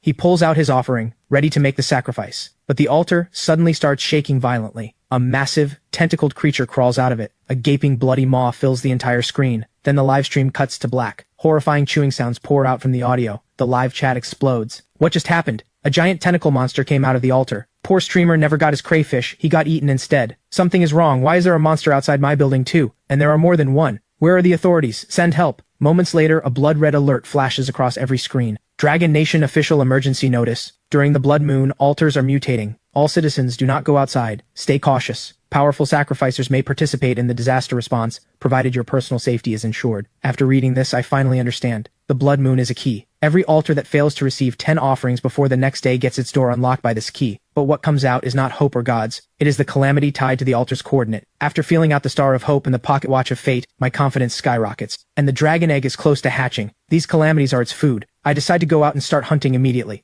I step outside, ready to slaughter calamities. I quickly spot an altar nearby, with a woman in a blood-red cloak standing beside it. The Eye of Truth activates. The Witch, grade common. Just as I thought, the first blood moon's monsters are all low grade. I sneer and creep up behind her. The soul dagger flashes cold, and I successfully pierce her heart from behind. A piercing scream tears through the night. The witch dissolves into a pool of black blood. At the same moment, the altar beside her bursts apart. Among the rubble, a small glowing object appears. Altar fragment. Used to maintain the normal operation of altars. I have no idea what it does, so I just toss the fragment into the dimensional vault and pull out the dragon egg. The egg quickly drains every drop of the witch's blood. The hatching progress climbs from 54% to 55.8%. The lingering black mist also gets absorbed by the soul dagger right then. Its growth progress reaches 214. Way better than slaughtering chickens. This blood moon is basically a high-level XP grind. I am grinding all night. After searching a bit, I lock onto my second target. Giant trash beast, grade common. One punch ends the fight. I pick up another altar fragment. The more I kill, the more excited I get. For the weak, the blood moon is a disaster. But for me, the opposite. These calamities and shattered altars are once-in-a-lifetime resources. Suddenly, my brow lifts. Up ahead, a creature covered in bone spikes is excitedly gnawing on an altar. The Bone Demon. Grade. Elite. Finally, something different. Elite grade means green grade rewards.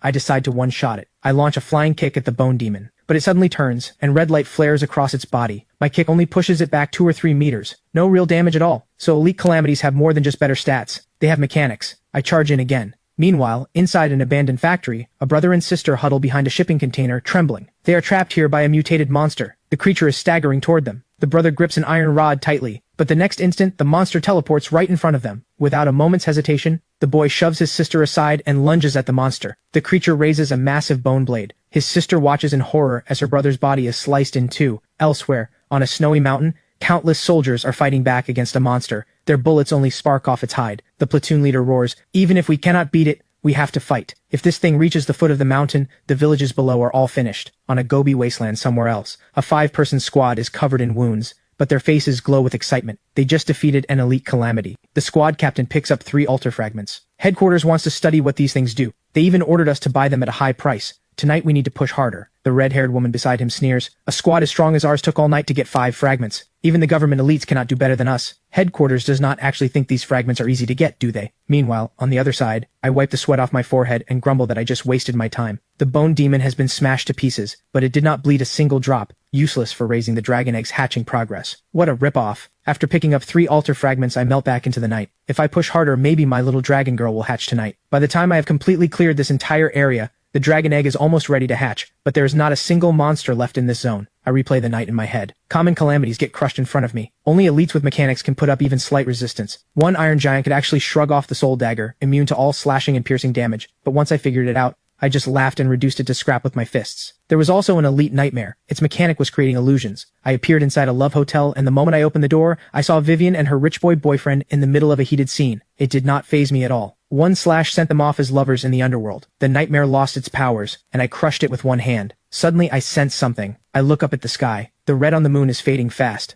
I check my phone. 4 a.m., so the blood moon ends at 4? I check the progress on the dragon egg and the soul dagger. The dragon egg's hatching progress is at 82.8%, and the soul dagger's growth has reached 647. So far, the soul dagger has not shown any of the swagger of a mythic-grade item. Once its growth maxes out, it should evolve. I count the 31 fragments in my space and nod with satisfaction. Time to go home and sleep. When I am back at the slaughterhouse as usual, I trade matches for source blood and crash on my bed. But I have a deeply strange dream. I am a massive ant racing down a tunnel with a huge flesh grinder right behind me. If I stop, I get pulled in. Up ahead lies a pile of crushed corpses left by the grinder. A chill runs through my entire body. Suddenly a cold, eerie voice speaks. Only by eating them can you survive. I jolt awake. That nightmare was absolutely ridiculous, but the hunger in that dream felt completely real. I cannot figure it out. After calming down for a while, I pick up my phone. Out of habit, I open the forum. My face changes instantly. The screen is flooded with blood-red posts, even hotter than last night's blood moon event. One night of blood moon, countless dead and wounded. Please help, my neighbor died, my wife is crying her heart out. How do I comfort her? I get PTSD just looking at an altar now. Once bitten, twice shy. Wails, curses, and dark jokes flood every section. But what truly stuns me is the bright red pinned announcement. Dragon Nation official notice. Number 1. To respond to the changing situation, the official forum is now live. All citizens are required to register. Number 2. The government is now recruiting the Dragon Guard. Any citizen who is willing and capable may apply through the corresponding section of the forum. A representative will contact you. Number 3. Effective immediately, the government will purchase altar fragments without limit, at 20,000 yuan per piece. This is truly explosive news. My brow lifts. The Dragon Guard, huh? Interesting. They want to gather the scattered civilian power and bring it under their control. But the hottest topic on the forum is still the altar fragments. Everyone is speculating about what the fragments actually do because the government is paying a serious price. Most people have no way to obtain them. I think about the 31 fragments sitting in my dimensional space. They are now worth 620,000 yuan. In my old life, even 10 years of work might not have saved up this much. But until I understand what the fragments actually do, I am not selling any of them. Suddenly my phone buzzes. David is calling. Boss Ethan, thank you for your help. My daughter's medicine is sorted out.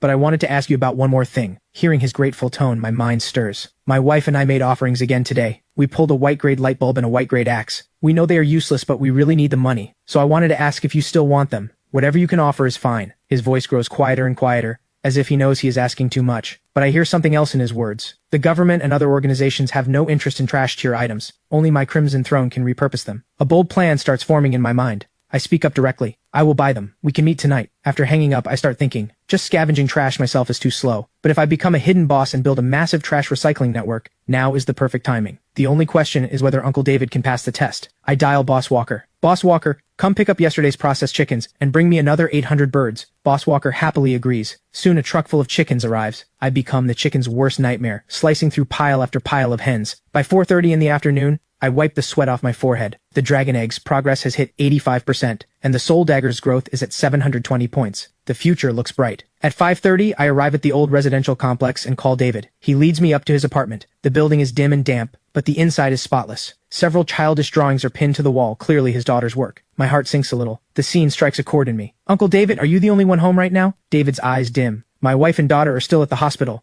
We usually stay there with them. I only came back today to sell the items for some money. He pulls out 2 objects. I quietly activate the Eye of Truth, a glowing light bulb and a rusty iron axe, both common grade white items. Beyond feeding them to the Crimson Throne, they are completely worthless. David's face shows some hope. He carefully tries, how about 500? Or 500 for both? After saying the number, David tenses up. Terrified, I will think it is too expensive and walk away. Hearing the price, I feel a small jolt inside. 500 for a white grade item is basically a steal. This price would be snapped up instantly. I do not rush to agree. Instead, I ask, do you know a lot of people? David smiles bitterly. My old friends all avoid me now. The only people I deal with these days are other patients' families. I see an opening. I pull out an altar fragment and ask if he recognizes it. David's pupils dilate. I saw this on the forum. If you kill a monster during the blood moon, the altar drops one of these. The government is publicly buying them at 20,000 yuan. David takes a deep breath, trying to compose himself. Boss Ethan, are you asking me to sell it for you? I see the admiration in his eyes. I pat David's shoulder and lay out the deal directly. I am giving you this altar fragment. You sell it. I only want 20,000. The rest of the markup is yours. David's head snaps up. He thinks he misheard, but his expression quickly shifts from ecstasy to confusion. The money you make, you do not need to hand it to me directly. I want you to go to those patients' families and buy more items like these for me. I do not care what price you pay. I will pay you 500 yuan per item. Not 500 for 2, 500 for each one. Hearing this,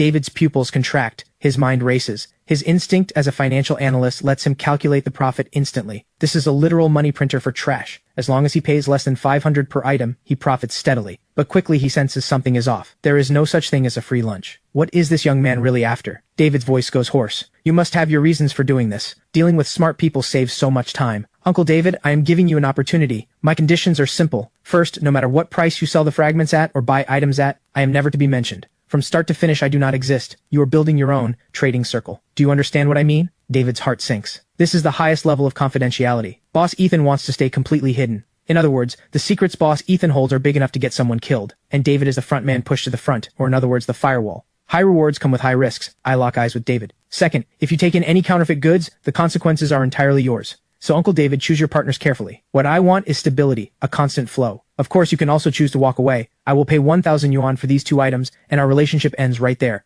The choice is yours. The room fills with nothing but David's heavy breathing. The pressure from this young man is overwhelming. Choosing the first path is walking the tightrope. Choosing the second is temporary. Safety. But he truly does not want to go back to that hopeless cycle of begging for a few hundred yuan in medical fees. Only by dancing over the abyss can his daughter see a chance, and it is his only path to turn his life around. David grits his teeth and nods. I will do it. Boss Ethan, do not worry. I, David, may be down on my luck, but I used to manage over 100 people at my old firm. I have seen all kinds of crooks and weirdos. I know how to handle this, as long as you give me this chance. I pocket the 2 white-grade items with satisfaction, but I do not use the dimensional vault. You can never let your guard down. I hand over the altar fragment, tell him to contact me once things are in motion, and leave the apartment. The moment I step out of the complex, a strange feeling washes over me. A pair of unseen eyes is watching me from the shadows. My body has been refined again and again by source blood, sharpening all 5 senses to an extreme. Combined with the mystical sensitivity of the pocket watch of fate, this is no false alarm. I stop at a supermarket, buy a few supplies, and walk out into the wilderness carrying bags of stuff on purpose. When I reach a deserted area, I stop and speak calmly. Tired of following me yet? Several figures slowly emerge from the shadows. Over a dozen burly men with blades close in around me. A sharp screech of brakes pierces the night. A black sedan rolls into view. A foot in red high heels steps out first. It's Vivian. She is wearing heavy makeup today, but it cannot fully hide the swelling on her face. I slapped her too hard yesterday. Vivian's voice drips with venom. Bet you did not see this coming. We meet again so soon. Yesterday on the pedestrian street, you were so high and mighty, were you not? I look bored. The eye of truth scans them casually.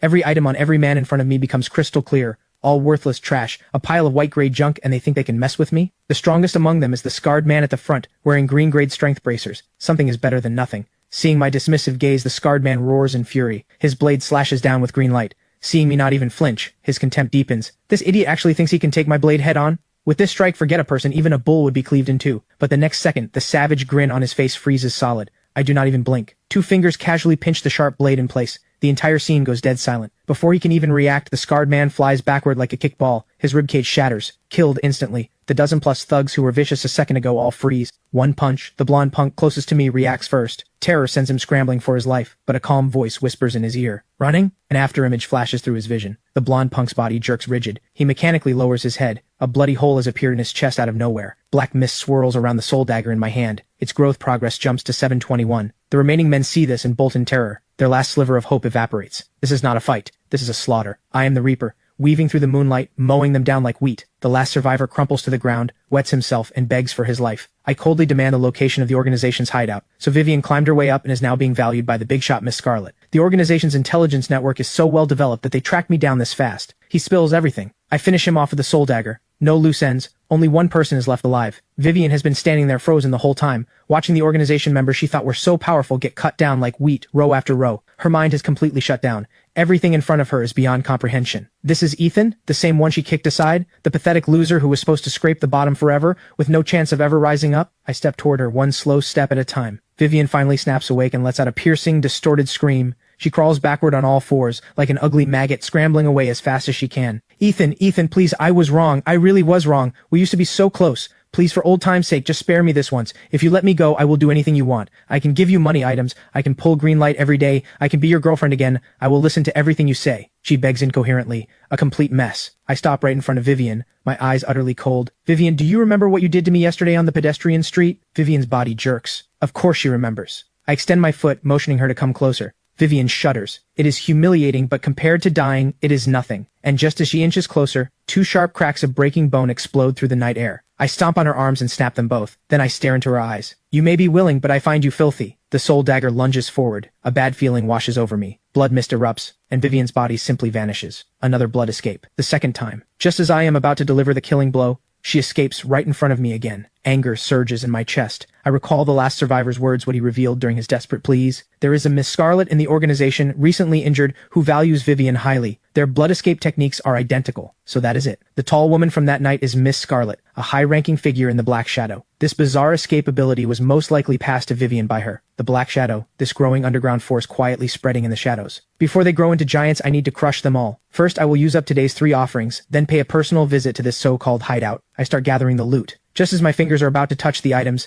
a chilling sense of being watched slams into me. This is nothing like the clumsy tracker from earlier. Whoever this is, they are calm and incredibly stealthy. A top-tier expert. I curse internally as killing intent surges. I shatter the ground beneath my feet and shoot forward, leaving after images in the air. I burst toward the source of the gaze. In just a few breaths, I reach the corner, but the spot is empty. Only a few faint footprints remain. Someone was here, and they got away. Their retreat was decisive, their reflexes terrifying. Combat instincts like that almost certainly do not belong to the Black Shadow. Vivian does not have access to anyone this strong. Most likely this is a government elite. Only the authorities have the resources to cultivate someone at this level. Being on the radar of a low-tier organization like the Black Shadow does not really concern me, but being targeted by the government is a completely different matter. Being watched by a state apparatus is dangerous. No matter how confident or full of myself I get, I am not arrogant enough to think I can stand against the government. It all depends on how they classify me. A rogue who kills indiscriminately and needs to be eliminated, or a civilian-level powerhouse worth recruiting and using. I let out a soft chuckle and continue collecting the loot. 2 kilometers away, the scout agent Panther leans against a cold wall, drops of sweat falling. This sweat is not from running, it is from fear. That ghost-like speed, that explosive raw power, and those cold, emotionless eyes. How did he detect me? No target has ever spotted me before. Inside the Anomaly Affairs Bureau,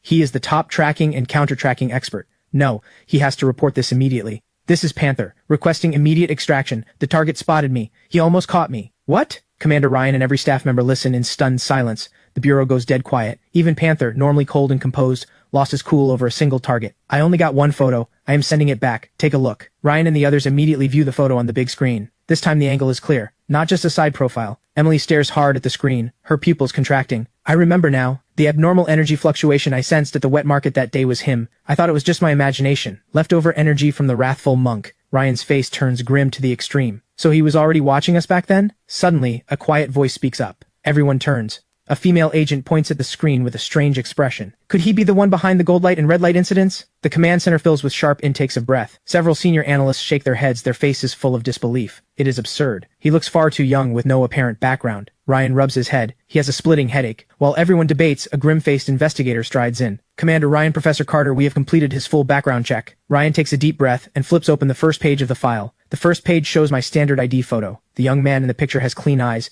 even a hint of a sunny smile at the corner of his mouth. His personal record is similarly plain, almost too simple, with no criminal record or violent tendencies. Until Ryan flips to the very last page. Family relations. Pupils across the command center contract sharply. Father, John. Status, deceased. Mother, Linda. Status, deceased. Date of death, June 7th. Cause, car accident. The investigator submitting the report adjusts his glasses, his expression heavy. Commander, I dug through the case files from that accident. Suspiciously convenient. Several leads appear to have been forcibly buried. The surveillance broke down 1 day in advance. The driver's cause of death does not match the report. A staff member who insisted on pursuing the case ended up dead a month later. His entire family killed in a gas poisoning accident. Ryan takes a hard drag from his cigarette. Ethan's father was a veteran scout. During an undisclosed overseas conflict, he sustained critical injuries to save his entire squad and brought back vital intelligence, honorably discharged. The investigator continues. His mother, Linda, was one of the country's top cardiac surgeons. She participated in multiple humanitarian missions, even risking her life to save a key figure from an allied nation. A steel-souled soldier and a healer with a heart of gold. A heroic couple like this, their deaths should have made waves. Ethan, as their orphan son, should have received top-tier compensation and protection. But in reality,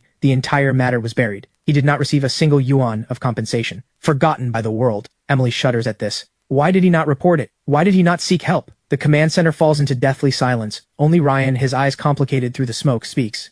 Emily, think about it. A college student in his 20s, his parents suddenly killed. Every witness either dead or injured. Would he dare to make noise? Maybe this kid figured it out from the start. If he made noise, by the next day he would be the next victim of an accident. Only by living like a real orphan, head down, tail tucked, did he stay alive long enough to make it here. Professor Carter beside him adjusts his glasses and turns away. This water runs unfathomably deep. Ryan suddenly stands up. Liam, I need you to dig into that case from the side. For now, put all action plans regarding Ethan on hold. Until we know the truth, we make no judgments. He is not an enemy, at least not yet. Ryan picks up my file. Tonight's meeting is strictly classified. We cannot let Ethan's parents bleed, and then let their child keep shedding tears. Meanwhile, I've already completed 2 offerings. Both are epic grade items, only suitable as feed for the Crimson Throne. I keep searching and finally stop in front of a foul-smelling abandoned building. A crooked sign hangs above it. Pet market. I instinctively cover my nose, but the eye of truth picks up a faint energy fluctuation. Going by past experience, I push open the rusted iron door without hesitation. The air inside reeks of decay. Countless iron cages are piled in the corners. Suddenly, I freeze.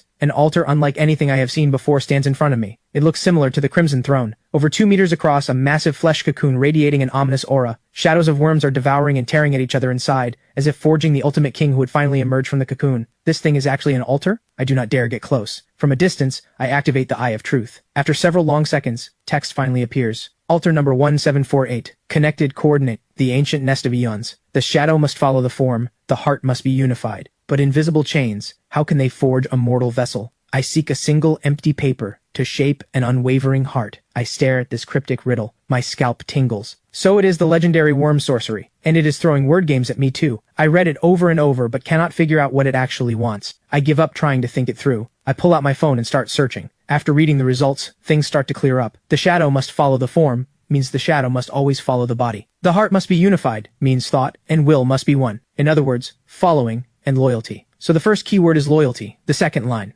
But invisible chains, how can they forge a mortal vessel? It is asking how to take invisible, intangible spiritual loyalty and lock it down with a tangible contract. Is this not just turning spirit into matter? Anyone who has had a girlfriend knows this. Buy the bag or else. Same logic. I smirk and continue with the third line. I seek a single empty paper to shape an unwavering heart. This line is the most contradictory and the most central. A piece of paper with no binding force. How can it shape unbreakable loyalty? The corner of my mouth twitches. Has anyone ever evolved from a corporate slave into a brainwashed slave? Even if I understand the literal meaning, I still have no idea what to offer the altar. A slavery contract? An employment contract? None of those seem right. Contracts can be torn up the moment the price is right. A slavery contract is just absolute force, not loyalty from the heart. And I cannot afford to guess wrong. Otherwise, a black light calamity made up of all these GU worms. Just thinking about it sends chills down my spine. My thoughts hit a dead end. After an hour of getting nowhere, I slam my fist into the wall in frustration. Too much force, and a photo album spills out of my backpack. The first page shows my father standing tall in his uniform. I remember him stroking my head with affection. Listen, kid, our family men, no matter where we go, we never bow our spines. A jolt runs through my body. The cultural foundation of the Dragon Nation,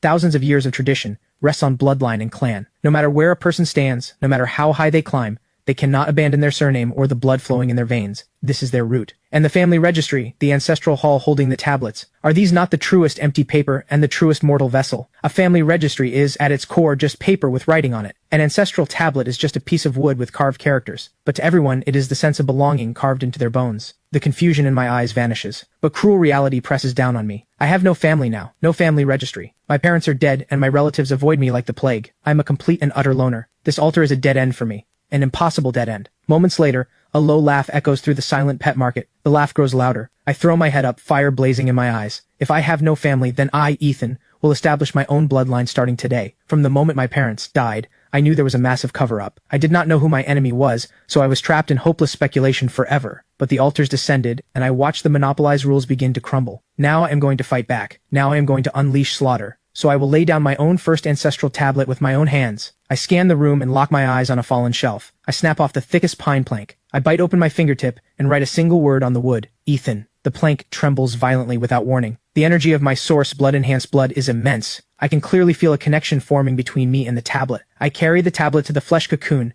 and press it firmly against the cocoon's surface. Everything around me goes utterly silent. My heart pounds. The next second, drums echo from every direction. I feel transported back to an ancient primal forest where ancient tribes worship in reverence. They offer beautiful women and countless colorful venomous snakes for support. Followers of different schools all display their devotion. Suddenly, a voice rings out. Look, this is what goose sorcery is. It is following the rules. It is willing sacrifice. You, a rootless mortal, dare to speak of founding your own school? Chaotic willpower slams into my mind. The vision in front of me starts flashing wildly. I can faintly see the G-worms in the cocoon starting to crawl up my arm. I want to leave, but I cannot move at all. The soul dagger in my pocket pulses with black mist. My eyes flare red and my entire body roars with vitality. Your traditions are nothing but echoes of a dead era. I am the beacon of a new age. I am the rule. The illusion shatters in an instant. My entire body is drenched in cold sweat. The GU worms about to burst from the cocoon all freeze. They speed up, biting and devouring each other in a frenzy, until finally every sound dies, leaving only a single massive jet-black beetle. This is mine. My voice trembles with excitement. The aura on this thing has to be at least legendary, but my eye twitches violently. The membrane around the Worm King suddenly tightens,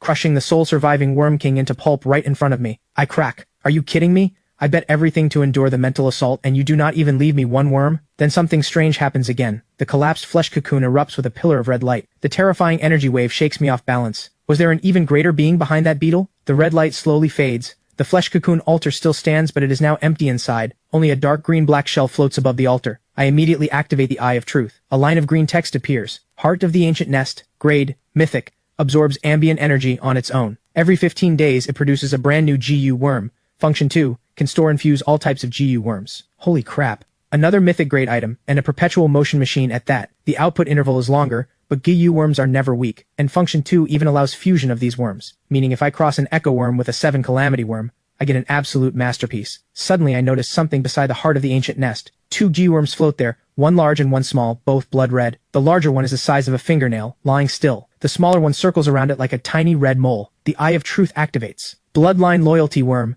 Grade. Legendary. The mother worm can be merged into the user's own body. The child worm can be merged into a target's soul. The child worm's host will remain absolutely loyal to the mother worm's host. The moment the child worm's host harbors any thought of betrayal, the mother worm can destroy the child worm's host instantly. I suck in a sharp breath. This thing's function is insane. Once planted, the target becomes my loyal puppet, their life and death entirely in my hands. The first person who pops into my head is David. But on second thought, this is a legendary grade item. Wasting it on an ordinary person is a shame. Good steel goes on the blade's edge. I pack everything up and prepare to head back to plan out the next few days. Cut to the other side. Inside the inner chamber of a mansion, Lady Scarlet is treating her injuries. The hidden wounds from her earlier encounter with me are torturing her. At that moment, the door bursts open. Vivian stumbles in, covered in blood, both arms broken, looking like a drowned dog dragged out of a mud pit. Scarlet's eyes are full of disgust. Trash, how did you end up like this? Vivian immediately starts sobbing. I was ambushed by my loser ex. I do not know what dark sorcery he learned, but he killed every bodyguard protecting me. He has zero respect for our Black Shadow. He even forced our branch hideout's location out of one of them. Scarlet is dumbfounded. You got your whole squad solo wiped by your loser ex, and you still have the nerve to cry? But she has no time for this nonsense. Since the ex knows the hideout's location, just in case, Scarlet directly dials her subordinate Hawk. Maximum security at the hideout. Double the manpower. Lock the place down like a fortress. Remember, nothing must interfere with my plan. She hangs up, wincing in pain, her thoughts drifting again to that terrifying man. By the early hours of the morning, the gray rain falls right on schedule. I stand under the eaves with a cup of stillness in hand. This cup is genuinely useful. No wonder so many people love cups. From now on, anyone trying to mutate one splash and I confiscate their weapon of choice. Back in my bedroom, I start counting my assets. Mythic grade items, the Abyssal Dragon Egg, the Soul Dagger, and the Heart of the Ancient Nest. Legendary grade, the Dimensional Vault, the Pocket Watch of Fate, and the Star of Hope. Plus the newly acquired Loyalty Worm. The luxury of this loadout could start a war if word got out. On top of that, I'm holding several bottles of source blood that can save a life or level me up. This is my foundation for surviving in this chaotic world. After all, the government has very likely noticed me, and with the Black Shadow organization that will not stop haunting me, a major battle is coming. I need to have everything in order. Just then my phone buzzes. David is calling, his voice full of excitement. Boss Ethan, I sold the altar fragment you gave me for 26,000 yuan, 30% above the government's price, and the buyer is no ordinary person. They claim to be from the Black Shadow. They even sent me an invitation to join the organization. They mentioned internal benefits and some kind of protection. Hearing the words, Black Shadow, my hand pauses on the desk. Enemies always cross paths. I was just looking for a chance to uproot them entirely, and now they walk right to my door. A cold smile curves on my lips. I tell David directly, Uncle David, accept their offer. Join the Black Shadow. David on the other end goes blank. Sure he misheard. My tone turns cold. I speak bluntly. I have a blood feud with the Black Shadow. I'm sending you in as a mole. This is a near-suicide mission for David. Even in other words, I am sending him into hell. He falls silent, but he is smart, and even more he is a desperate father. To save his daughter, even hell, even mountains of knives and seas of fire, he will charge through. David grits his teeth and agrees. If you can save my daughter, my life belongs to you. I smile. I do not promise him empty hopes. Instead, I directly ask about his daughter's condition. Hearing it is acute leukemia. I look at the dark red source blood in my hand. A wild idea crosses my mind. If this stuff can cleanse the marrow and reshape flesh, could it cure David's daughter's leukemia? If I'm going to win his loyalty, I might as well use a fate-defying move. I lay out the plan. Uncle David, tomorrow afternoon I will come to pick up the first batch of items. I will give you another altar fragment then. Use it to trade with the Black Shadow and accept their invitation while you are at it. Also, before I head to your place, I want to stop by the hospital and visit your daughter. After hanging up, I lie down to sleep, and I have an absolutely ridiculous dream. In the dream, I am being chased by a vampire in a tailcoat. This vampire is impossibly elegant and noble. He quickly corners me. Just as I am about to fight for my life, he leans close to my ear and says with a wounded look, Bro, what kind of self-respecting vampire eats matches every day? I jolt awake and burst out laughing in disbelief. The freaking Crimson Throne is sending me dreams complaining that the matches I feed it are too low grade. I storm down to the basement and unload on the beating heart. A son does not mind an ugly mother. A dog does not mind a poor home. You should be grateful you have anything to eat, and you are picky? But complaining aside, I realize something. This thing has consciousness. It must have evolved through devouring items. To soothe this fussy ancestor, I reluctantly toss in a few matches. Watching it consume them twice as fast as before, I am thrilled inside. From now on, I need to find better stuff to feed it. After soothing the throne, I look at the dragon egg in my hands. The hatching progress is stuck at 85%. I pull out a bottle of source blood, hoping to give it a snack. But the dragon egg has serious pride. Its tail flicks the bottle away in refusal, not even bothering to look at it. I am speechless. Well, this one just can't appreciate the good stuff. It looks like the only way to hatch it is the most primitive method. Kill monsters. If I keep slaughtering chickens every day, the soul dagger is going to start sending me dreams too. Time to switch it up. I dial Boss Walker and ask for 100 pigs. I am sick of killing chickens. I need a change of pace and some new practice. But the moment Boss Walker hears the word pig, his voice starts shaking with fear. Boss Ethan, you cannot touch pigs right now. Several big pig farms have had freaky stuff going down. My brow lifts. I tell him to explain. Boss Walker stutters out the story. Last night, I was on a video call with Mike. I saw the pigs go insane right in front of me. Their eyes were blood red, biting anyone they saw. They even tore Mike apart right there on the camera. The screen was nothing but black blood and screams. Scared the soul out of me. I have called him since no one picks up. And that place, Lee Family Hollow, it has to be a living hell right now. After hearing this, I actually smile. What a coincidence. I was just looking for a place to grind XP, and these mutated pigs are basically a buffet served straight to me. I ask him for the address right away. Seeing me so determined, Boss Walker has no choice but to give it to me. He even tries to give me his green-grade axe for self-defense. My heart warms. The axe is just scrap metal to me, but the gesture means a lot. I turn down the axe and say, stay safe at home. When I get back, let me buy you and your wife a drink. Cut to a new scene. I follow the GPS to Lee Family Hollow. The place is genuinely in the middle of nowhere. Not even a bird around. The air reeks of decay. A rusted mailbox stands in the middle of the road. I stop in my tracks. Why would a place this far out in nowhere even have a mailbox? The Eye of Truth activates. Altar number 52818. Connected coordinate, the mailbox of all realms. Addicted to secrets, obsessed with peeking and sharing everyone's gossip. Seeing the number, I almost lose it. 52818. In our language, that sounds exactly like, I love digging up dirt. This altar's asking for something is pretty shameless. Zero boundaries. But if I play it right, this thing might let me peek at some earth-shaking secrets. After a moment of hesitation, I decide to handle the main task first. I creep through the village to a crooked-necked locust tree. Several pig pens have walls already half collapsed. As I approach, horrifying chewing sounds drift out from inside. A creature inside, easily one size larger than a normal pig, stands with its back to me, frantically devouring something. The Eye of Truth activates. Plague boar. Grade. Calamity. A livestock animal completely corrupted by pollution. All sanity gone. Reduced to a creature that only knows killing and eating. I chew on the word pollution and start wondering where the source of this corruption is. But I waste no time. I sneak up behind it and bring my blade down. The massive pig head rolls clean off.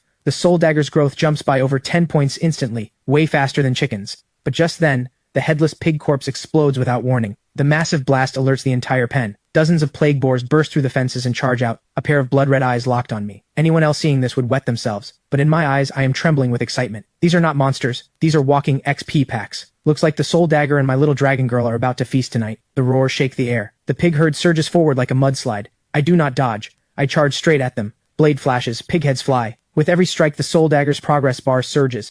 Explosions go off all around me. I move through the herd like a ruthless harvester, grinding monsters in a frenzy. Just as the soul dagger's progress maxes out, a wave of dread hits me. The pocket watch of fate's warning sends me leaping back. I notice something strange. The black blood from the explosions has not dispersed. It is being pulled toward the crooked-necked locust tree. My heart sinks. So this is the old dark under the lamp trick. The real boss is this tree. Once the locust tree drinks its fill of blood, it springs to life. Its withered branches twist and grow at frantic speed. Countless blood-red leaves appear out of thin air, forming a sky-blocking twisted canopy. Watching this, I cannot help but mutter, this is freaking wood-style, forest realm descent. On the trunk, masses of writhing flesh gather and form a massive single eye. The thing is alive. The Eye of Truth activates instantly. Lines of burning blood-red text flash before me. Altar number 5177. Connected coordinate, the cradle of rot. Feeding on the flesh and blood of all living things in a place of despair and silence, it nurtures the child of rot.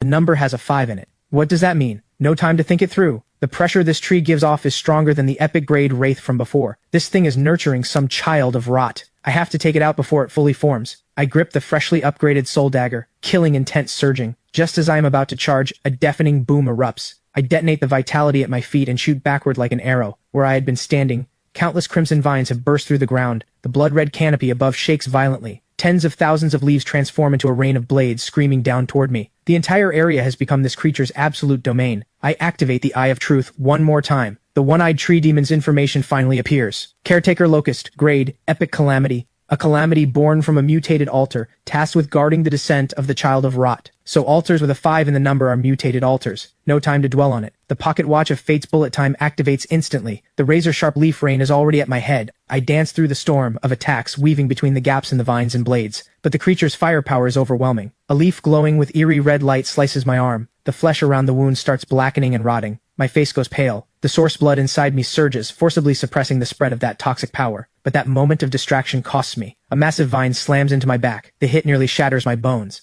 I cough up a mouthful of blood. The threat of death looms again. Epic calamities really are way too overpowered. Another giant vine sweeps in. I cannot dodge it. Suddenly, I remember the cup of stillness with the gray rain inside. I decide to throw a Hail Mary. I pull out the cup of stillness and hurl the contents at the vine. A miracle. The vine that could crush a tank turns into rotten wood the instant it touches the gray rain. It crumbles to ash. The caretaker locust's single massive eye blanks out. It clearly does not understand what just happened. While it stalls, I push off and charge again. The caretaker locust goes berserk. Countless blood-red vines burst from the earth. This is its true complete form. But there is no retreat for me. I sprinkle the gray rain to clear a path while pushing through the storm of leaves toward its body. The cost is brutal. Countless wounds open across my body. My consciousness starts fading, but I get closer to that single eye. 30 meters, 20 meters, 10 meters. Then, the cup of stillness runs dry. My heart drops. No more life-saving trick. The caretaker locust seizes the moment. The trunk splits open and launches a killing blow black vine, so fast it sends despair through me. Even the pocket watch of fate shows nothing but the blood red of death in its prediction. At the last possible second, I pull out a match of hope and light it in the deepest darkness. With a thunderous boom, the flame touches the vine and triggers a massive explosion. The killing strike is forcibly halted. Fire conquers wood. This is hope. I seize the moment.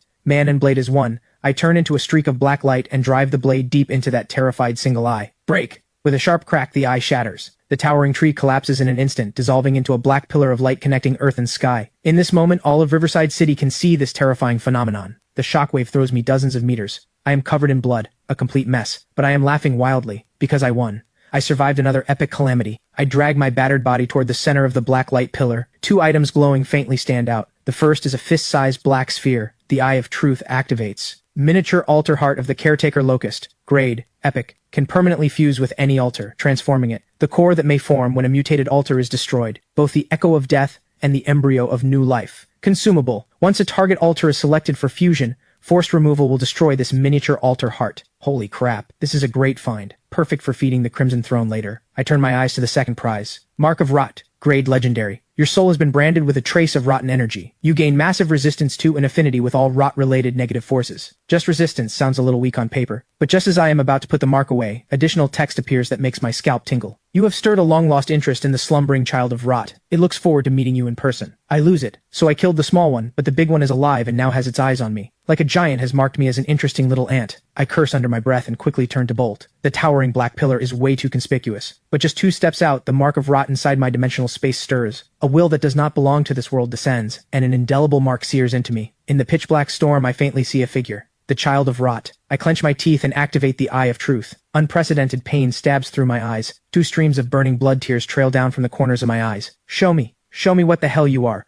Name unknown. Grade unknown. Description unknown. Seeing this, I cannot suppress the surge inside me. I spit out a mouthful of black blood. The target seems to exceed the Eye of Truth's current limits. I have a lot of cheats stacked. In today's world, I am undoubtedly a powerhouse. But in front of those things, I am still just an ant. I lift my head toward the sky again. The figure has vanished. Meanwhile, all of Riverside City is in chaos. The Anomaly Affairs Bureau raises a Level 1 alert and names this towering black light event the Great Dark Sky. Scarlet also sees the phenomenon. She immediately gathers her elite forces and rushes to the scene. Every shady figure hiding in the shadows swarms toward Lee Family Hollow. Anyone with even a bit of power is heading there, hoping to grab a piece of the action. But I am the only one going the other way. I am heading to the gossip altar I found earlier and checking on the upgraded soul dagger along the way. Middle soul dagger, grade mythic, new ability, immune to all mechanics. My mechanics override yours. New ability, soul nourishment. After killing a target, drain its life essence to sustain the wielder through endless slaughter. New ability, Godslayer's Aura. Deals 1000% damage to Mythic-Grade units. Looking at these insane stats, I almost want to bow to the soul dagger. Bro, you are a beast. The soul dagger's upgraded stats are absolutely insane. Immune to all mechanics means no more hits that just scratch. Mechanic monsters, rule monsters, all of them get cleaved in two with one strike. Soul nourishment fills my biggest gap. As long as I keep killing, I am a perpetual motion machine. And Godslayer's Aura is the cherry on top. Given enough time, I would dare to kill a god. I make my way back to the mailbox of all realms. I dip my finger in blood and write several words on a piece of paper. I have seen a god. I will slay the god. I shove the note straight into the mailbox. The mailbox lets out a sly laugh. gold light shooting up to the heavens. Looks like this gossip is too juicy. The mailbox's slot spits out an antique-looking black envelope. I grab it and bolt. The commotion is way too loud. Back at the slaughterhouse, I first drink 2 bottles of source blood to heal my wounds, then open the strangely textured black envelope. The page starts off blank, then a line of golden text appears. I love your gossip very, very much. In exchange, I will tell you 2 secrets. First, the gray rain does not come from the sky. It is the tears of a hero. This makes me suck in a cold breath. The world-shattering gray rain is actually one person's tears? What kind of being is this? Then the second secret appears. Those artists are growing impatient. They are doing their final rehearsal. Especially him. He very much wants to meet you. My brow furrows. What a riddle master. Who are the artists? Who is he? I activate the Eye of Truth, trying to probe the hidden cause and truth behind these lines. Nothing comes through. The next second, the black envelope and letter dissolve into a handful of golden dust, vanishing into the air. The lead is gone. I slam my fist on the table in fury. This altar is unhinged. It just had to be a riddle master. If I cannot figure it out, I will not waste energy on it. Building strength is what matters now. I call Boss Walker and ask him to send over another 1,000 chickens. I throw in a little performance, pretending the giant black pillar scared me into running home. Boss Walker buys it instantly. As long as you are alive. Good thing you did not go. We do not go. We do not go. After hanging up, I head to the basement and pull out the Caretaker Locust's miniature altar heart. This is a gamble.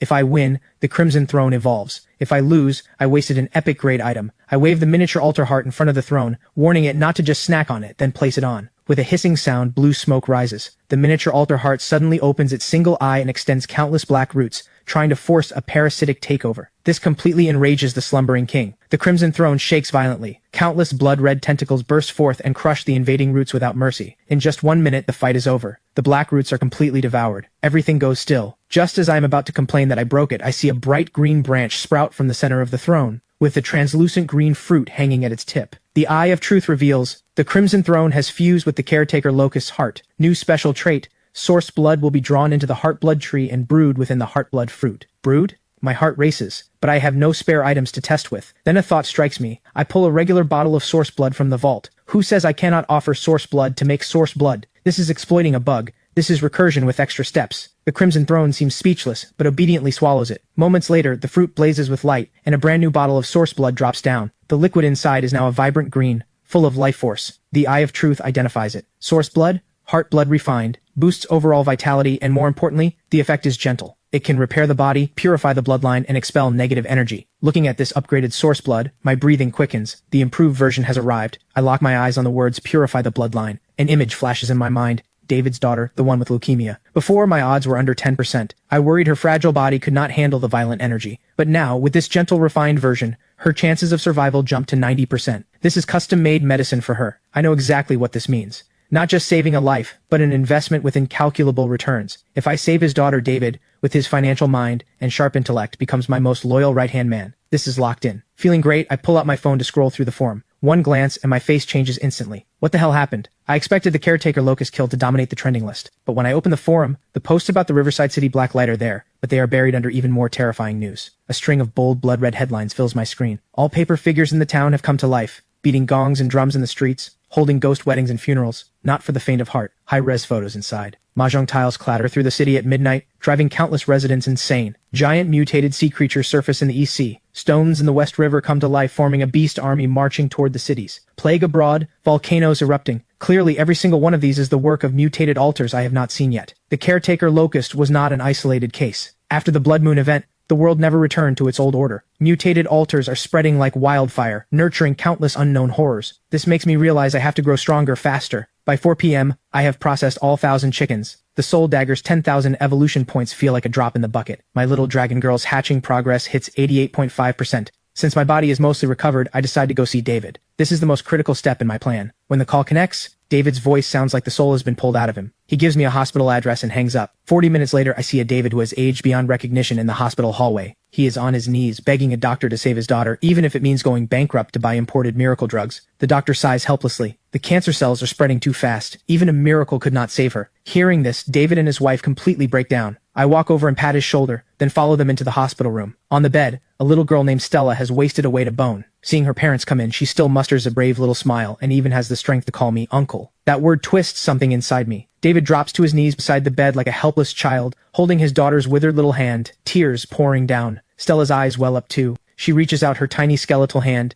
and gently strokes David's tear-streaked cheek. Daddy, am I going to a far, far away place soon? It is okay. I read in a book that good children all become stars in the sky, I will become the brightest star up there, watching over Daddy and Mommy forever. So if you ever miss me, just look up at the night sky. Hearing this, even the doctor cannot help but turn his face away. I pull David out into the hallway and ask quietly, how bad is it really? David leans against the cold wall, his voice raw. The doctor said, at this rate, 2 weeks at most. Looking at this broken man, I say calmly, I have a way. Those 4 words bring light back to David's dead eyes. He drops to his knees in front of me. I bend down slowly, my dark eyes reflecting his broken form. My lips move quietly as I explain. My voice is soft, but David's pupils contract sharply. At first, David shakes his head furiously. It is too absurd and too dangerous. But the shaking slowly stops. The wild hope ignited inside him crushes every doubt. Bet. Why not bet? Back in the hospital room, David whispers the plan to his wife. Helen's face goes pale with shock. She stares at her husband in disbelief. Despite her fear, thinking of how little time her daughter has left, and seeing the wild hope in her husband's eyes, Helen chooses to believe. She turns to her daughter on the bed, voice trembling. Stella, this gentleman has a special medicine, but it might hurt a little, and it might hurt you. Are you scared? Stella, weak as she is, barely hesitates. She shakes her head gently. Stella is not afraid of pain, as long as I can stay with Daddy and Mommy, and if it does not work, please do not blame the gentleman. David spins his face away, refusing to let his daughter see his tears. I say nothing more, I just directly reach into my pocket and pull out a bottle of source blood glowing with faint green light. Helen takes it with trembling hands. The instant the cap comes off, an overwhelming life force fills the entire room. Even the exhaustion on the couple's faces eases. A miracle drug. This has to be a miracle drug. Helen's heart fills with hope. She carefully brings the bottle to her daughter's lips and feeds her every drop of the source blood. At first, nothing happens. But after a few seconds, the heart monitor goes off the charts. The doctor tries to rush in, but the door is locked. Just seconds later, a miracle. The chaotic vitals return to normal. Color blooms in Stella's pale cheeks. David's voice trembles, his pitch breaking. Stella, how do you feel? The little girl slowly opens her eyes. I feel good. Just a little. This makes our hearts clench again. Stella adds with a small smile. Just a little hungry. At those words, the weight on David and Helen's hearts finally lifts. Tears burst forth uncontrollably. There is hope. Their daughter has really been pulled back from the gates of death. One drop of divine blood, and even death walks around. At that moment, the hospital door is finally unlocked by Dr. Chen with a backup key. Just as he is about to lose his temper, he freezes on the spot. The little girl's complexion is visibly warmer, and the machines are reading normal values. Seeing this, his jaw nearly hits the floor. Seeing this, I turn around and speak calmly. Dr. Chen,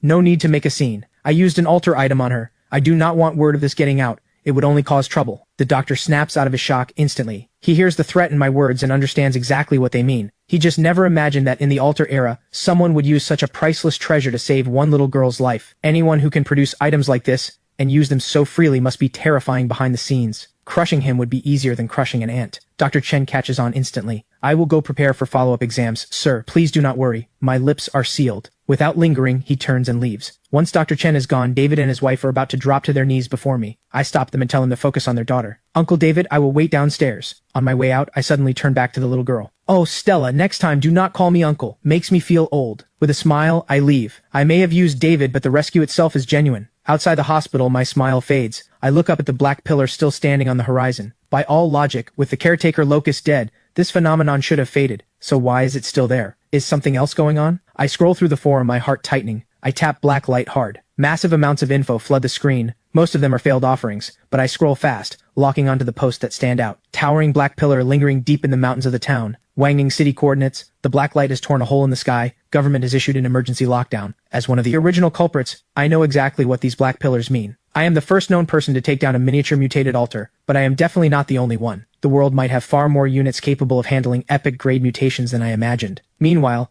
David walks out of the hospital. He moves through the crowd, his pace unhurried, but every step rock steady. His back is no longer bent. Tear streaks still mark his face. His eyes still red and swollen, but in those eyes there is no trace of defeat. I sense him and turn to look. This man has walked out of his shadow, step by step, into a new life I gave him with my own hands. Finally, David stops in front of me. The noise around us fades into silence. He extends his hand. I smile and shake it. Everything is understood without words. A dozen minutes later, I am sitting on the worn-out couch in David's home, looking at the 17 white grade items David has collected. The eye of truth scans them. Every single one is real. Good work. This time, with David watching, I wave my arm lightly. The pile of items vanishes into thin air. A miracle. David's pupils contract. He is shaken. I take in his reaction. Uncle David's loyalty is locked in, but beyond gratitude, I need him to never see the bottom of my depths. He needs to know there is a future with me. Also, as the head of the recycling network, this trick is genuinely hard to hide. I take out another altar fragment and toss it to him. This one, like I said before, take it to the Black Shadow. Get on the inside. Stay careful. Sir, do not worry. From a financial standpoint, this is venture investment. You invested in me. I will not let you take a loss. I nod with satisfaction and say nothing more. This is exactly what I want. A well-honed blade should have its own edge. My people should be like this. With everything arranged, the sky has darkened. I decline David and Helen's dinner invitation and leave the old apartment building alone. As I pass a street corner, the rich smell of baking stops me in my tracks. Fresh mooncakes. I look up at the bright, full moon and finally realize. Tomorrow is the Mid-Autumn Festival, our biggest reunion holiday. Boss, give me a few boxes of mooncakes. Anything except 5-nut, I will take. I carry the gift boxes into the night. I tear open a salted egg yolk and lotus paste mooncake and take a hard bite. The familiar taste makes my eyes burn. The next second,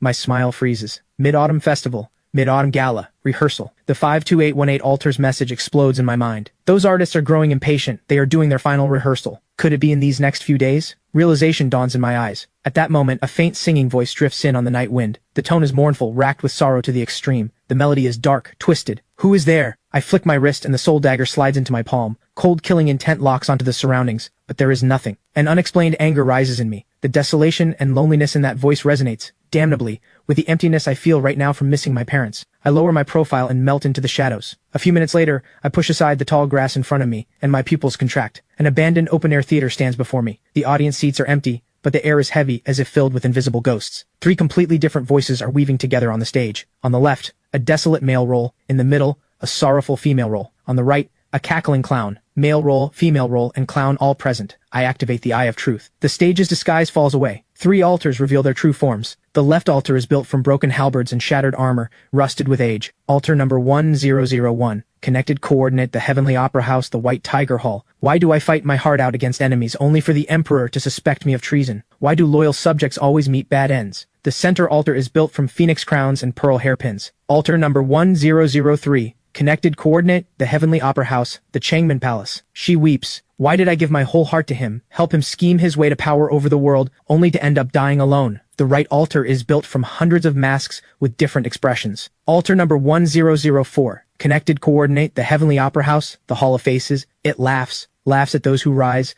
laughs at those who fall, laughs that all the world's people are blind fools. 3 top-tier altar numbers. 1 full of resentment, 1 full of sorrow, 1 full of nihilism. The pattern is clear. The loyal general is the male role. The devoted noblewoman is the female role. The cunning clown is the clown. Male role, female role, and clown all complete. But for this play to be sung with right and wrong made clear, one role is still missing. The one with the fiercest temper. The one who dares flip the table and set the rules. The painted face. So this is an unfinished broken play. They are trapped in tragedy with no way out. The key to breaking this is not applause or strange offerings. They need a judge to deliver the verdict. If they need someone to flip the table, then let me. My thoughts drift to the operas my father loved most. The painted face role represents order, represents the will of heaven. They love and hate clearly. Loyalty and treachery are judged on sight. They are true characters who stand tall and proud. A man should be like the painted face role. Black is black, white is white. You need your own moral compass and you keep your spine straight. Under the moonlight, I shake my head and smile bitterly. Dad said it well, but he earned countless military honors only to die in a wrecked car. Did his loyal bones ever rest in peace? Mom had a heart of mercy, saving lives only for her white coat to be stained with blood. Grief and rage erupt from the deepest part of my soul like a volcano that has been building for billions of years. A broken play indeed. A fitting ending of dying without peace. A fitting tale of unwavering through life and death. I step onto the ruined stage. War drums seem to sound at my arrival. If we are going to perform, then let us perform until our hearts are spent. I walk to the edge of the stage and meticulously straighten my clothes. Proper attire is a sign of respect, not for this stage, not for these altars, but for the role I am about to play. I become the painted face and roar at the male role altar. General,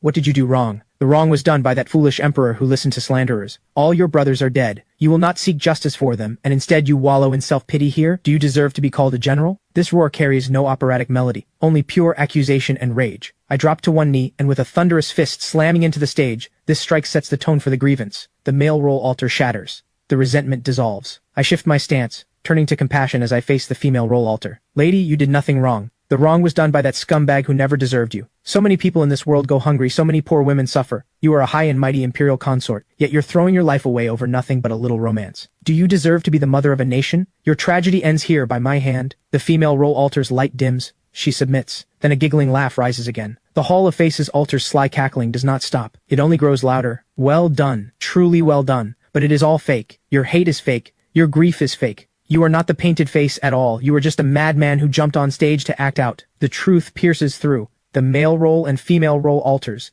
just subdued, surge with resentment again. This is not righting the world. This is desecration by an outsider. The clown keeps mocking. Ignorant. Pathetic. The painted face curls his lips and smiles too, but there is no warmth in that smile. Yes, I am fake. The whole stage falls into stunned silence. I point at my own heart, my voice raw. Your sorrows and joys were written in a script, flowers in a mirror, the moon in water. But me, my tragedy is real. My hatred is alive. Every second I have lived is 10,000 times more real than your broken play. Today, I make my own body the stage. The blade pierces flesh. I slash down hard, painting the face mask in blood. With my own blood, I paint a face that is upright and uncompromising yet bears a sea of blood-deep grudges and lives for vengeance. The pain is unbearable. But the smile on my lips only grows more deranged. The wavering white tiger hall and Changmen Palace are now completely subdued. Even the Hall of Faces altar, the one that prided itself on being clear-eyed and untouchable, freezes. The expressions on its hundreds of masks lock in place, turning to pure acknowledgement. I am Ethan, but I am also the painted face. Who dares say I am fake now? I am an orphan on the mid-autumn reunion night with no kin. I am a son with both parents dead and no vengeance to claim. Hatred for the heavens that are unjust. The orphan's grief and rage. I am not playing the opera deity. I am more wretched than a god. I am more real than a god. A thunderous roar erupts first from the White Tiger Hall altar. All killing intent and resentment vanish. Then the Changmen Palace altar collapses. The phoenix crowns and pearl hairpins shatter into fragments, transforming into a brilliant rain of gold. Finally, the Hall of Faces altar releases a long sigh that sounds like both crying and laughing, full of relief. The expressions on every mask dissolve into countless golden particles. 3 distinct streams of golden light mingle and shine, each radiating its own brilliance. Before I can catch my breath, a blood-red pillar of light descends from above, piercing through all the golden lights like a god-slaying spear. Holy crap, Mythic-Grade. Before I can react, the 3 split streams of golden light transform into 3 torrents of information flooding into my forehead. 3 distinct visions appear in my mind. I see the general planting flowers in a mass grave after his death. I see the imperial consort ascending the throne, ruling the world. I see the clown removing his mask, shedding a single tear for a beggar. At the same time, I see the rewards. 3 treasures hover above the altars. I drop to one knee, my legs giving out. The mental strain is too much. I pull out a bottle of source blood and chug it. Massive life force flooding through my limbs, healing my wounds at an incredible pace. I slowly rise and walk to the White Tiger Hall altar. The Eye of Truth activates. Tyrant's Helm, Male Roll Series, Legendary. Function 1, Tyrant's Authority. The stronger your vitality, the heavier your aura. Increases physical damage reduction and damage proportionally. Function 2, Last Stand. When surrounded by 3 or more enemies of equal or higher tier, Tyrant's Authority's effect scales with their numbers. My eyes blaze. This passive is made for me. I move to the Changmen Palace altar. A jade pendant glows with shifting colors above it. Beauty's Pendant, Female Roll Series, Legendary. Function, Diversion of Disaster. All single target attacks aimed at you have a chance to be redirected, striking a random unit beside you instead. My face goes weird. This thing is creepy. Every assassin's worst nightmare. Finally, I turn to the Hall of Faces altar on the right. If the clown had not pushed me to the edge in those final moments, I would never have painted my face in blood. I am the opera itself. In a sense, this clown made me. I walk to the altar and gently take a dark red tooth in my hand. Reverse Tongue, Clown Series, Legendary. Function 1, Eye for an Eye. When affected by a negative status, has a chance to trigger a counterattack, reflecting the weakened effect back to the source. Function 2, a chance to reflect any negative status. My breath catches. In this superhuman era, curses and poisons come from every direction. If I can stack this chance high enough, I am untouchable. 3 legendary grade series items in one go. Pure profit. Finally, I look up, eyes locked on the center of the stage, exactly where the blood-red light from the heavens struck. The true grand prize. My heart pounds wildly. 3 legendary grade pieces are already absurd wealth, but that blood-red pillar from the heavens, descending from beyond the sky, was overwhelming, piercing through all 3 streams of golden light. Mythic grade for sure, but descending from the heavens like that, I have never seen anything like it. I carefully approach the faint glow. It is a sheet of painted skin as thin as cicada wings. The Eye of Truth activates. Performer's Visage. Painted Face Series. Mythic. Function. Visage of Awe. Once worn, any who meet the wearer's gaze feel fear and lose their will to fight. I burst out laughing. This Visage of Awe is strong, in the literal sense of the word. Even more terrifying, the Painted Face series has a full 7 pieces. If the entire set is Mythic grade, what would the world look like once it is complete? The moon tonight is so beautifully round. My mood lifts considerably. After this battle, I think back to the other lines from the letter. Those artists are growing impatient. They are doing their final rehearsal. Especially him. He very much wants to meet you. After tonight's performance, the fog finally clears. Are those 3 from the Heavenly Opera House not the purest artists? Following this logic, before encountering the Heavenly Opera House, I did meet one before. With a flick of thought, a singed edged ticket to Act 4 appears in my hand. 4444, the Theater of Sorrows, a tragic heroine doomed to repeat her role on stage forever. Artist, female lead, she. Every clue connects into one line. The one mentioned in the letter is most likely this eternal heroine of the Theater of Sorrows. The photo of Vivian I despised I once offered, the one I hated and discarded, earned me the ticket. That was a karmic bond between me and her, already formed long ago. No wonder the Eye of Truth shows cause and effect. Offerings come with delayed payback apparently. I instinctively check the date on my phone. August 14th, Tomorrow is the Mid-Autumn Festival. Final rehearsal. The meaning is clear. What plays out tomorrow is not a mid-autumn celebration. It is the formal performance the artists from the Theater of Sorrows are presenting to the entire world. Two deadly questions stand before me. First, is the eternal heroine seeking me a blessing or a curse? Second, how exactly will these artists descend tomorrow? What do I do? A flash of fierceness crosses my eyes. I pull 3 core items from the dimensional vault. The abyssal dragon egg, the soul dagger, the bloodline loyalty worm. I gently touch the soul dagger. It is cold to the touch, yet linked to my soul. This thing has blocked plenty of mental attacks for me. My gaze shifts to the bloodline loyalty worm. The 2 worms, one large and one small, crawl obediently onto my fingertip. From now on, you bear the name Soul too. I will call you Soulworm. Finally, I look at the abyssal dragon egg nuzzling against my arm. Calling you Little Black sounds bad. Soul Dagger, Soulworm, Soul Egg, the Soul Name team is officially formed today. My phone buzzes. David is calling. Mr. Ethan, Stella's test results are all in. Every reading is normal. Good. Happy mid-autumn. Also, I made contact with the Black Shadow. They let me in straight away as an Outer Core member. Outer Core. I pause. Same level as Vivian. Still second rate. But the Black Shadow's hierarchy seems to be incredibly strict. Besides Mr. Ethan, I have been assigned to a large logistics warehouse in the East District. East District. My eyes flicker with understanding. So it really is not that Hawk guy's chemical plant. Remember, watch and listen. Stay safe. After hanging up, I sit under the eaves, drinking and eating mooncake. A bitter smile tugs at my lips. Dad, you better watch closely. The bright moon in the sky is swallowed by dark clouds. The world goes dim in an instant. Drip, drip, rain drops from the pitch-black sky. I check my phone. Midnight, August 15th on the lunar calendar. The Mid-Autumn Festival. Mid-Autumn peace and joy. May we all reunite. A few blessings, spending the last bit of warmth I have left. Killing intent rises instantly. It is time for me to take the stage. I pick up the large black umbrella leaning by the door. Whoosh! The black umbrella opens, shielding me from the gray rain that can wipe out any superhuman power. I do not look back. I step into the endless curtain of rain. Whatever unknown dangers are coming, I am going to take down a Black Shadow stronghold first. Black Shadow, here I come.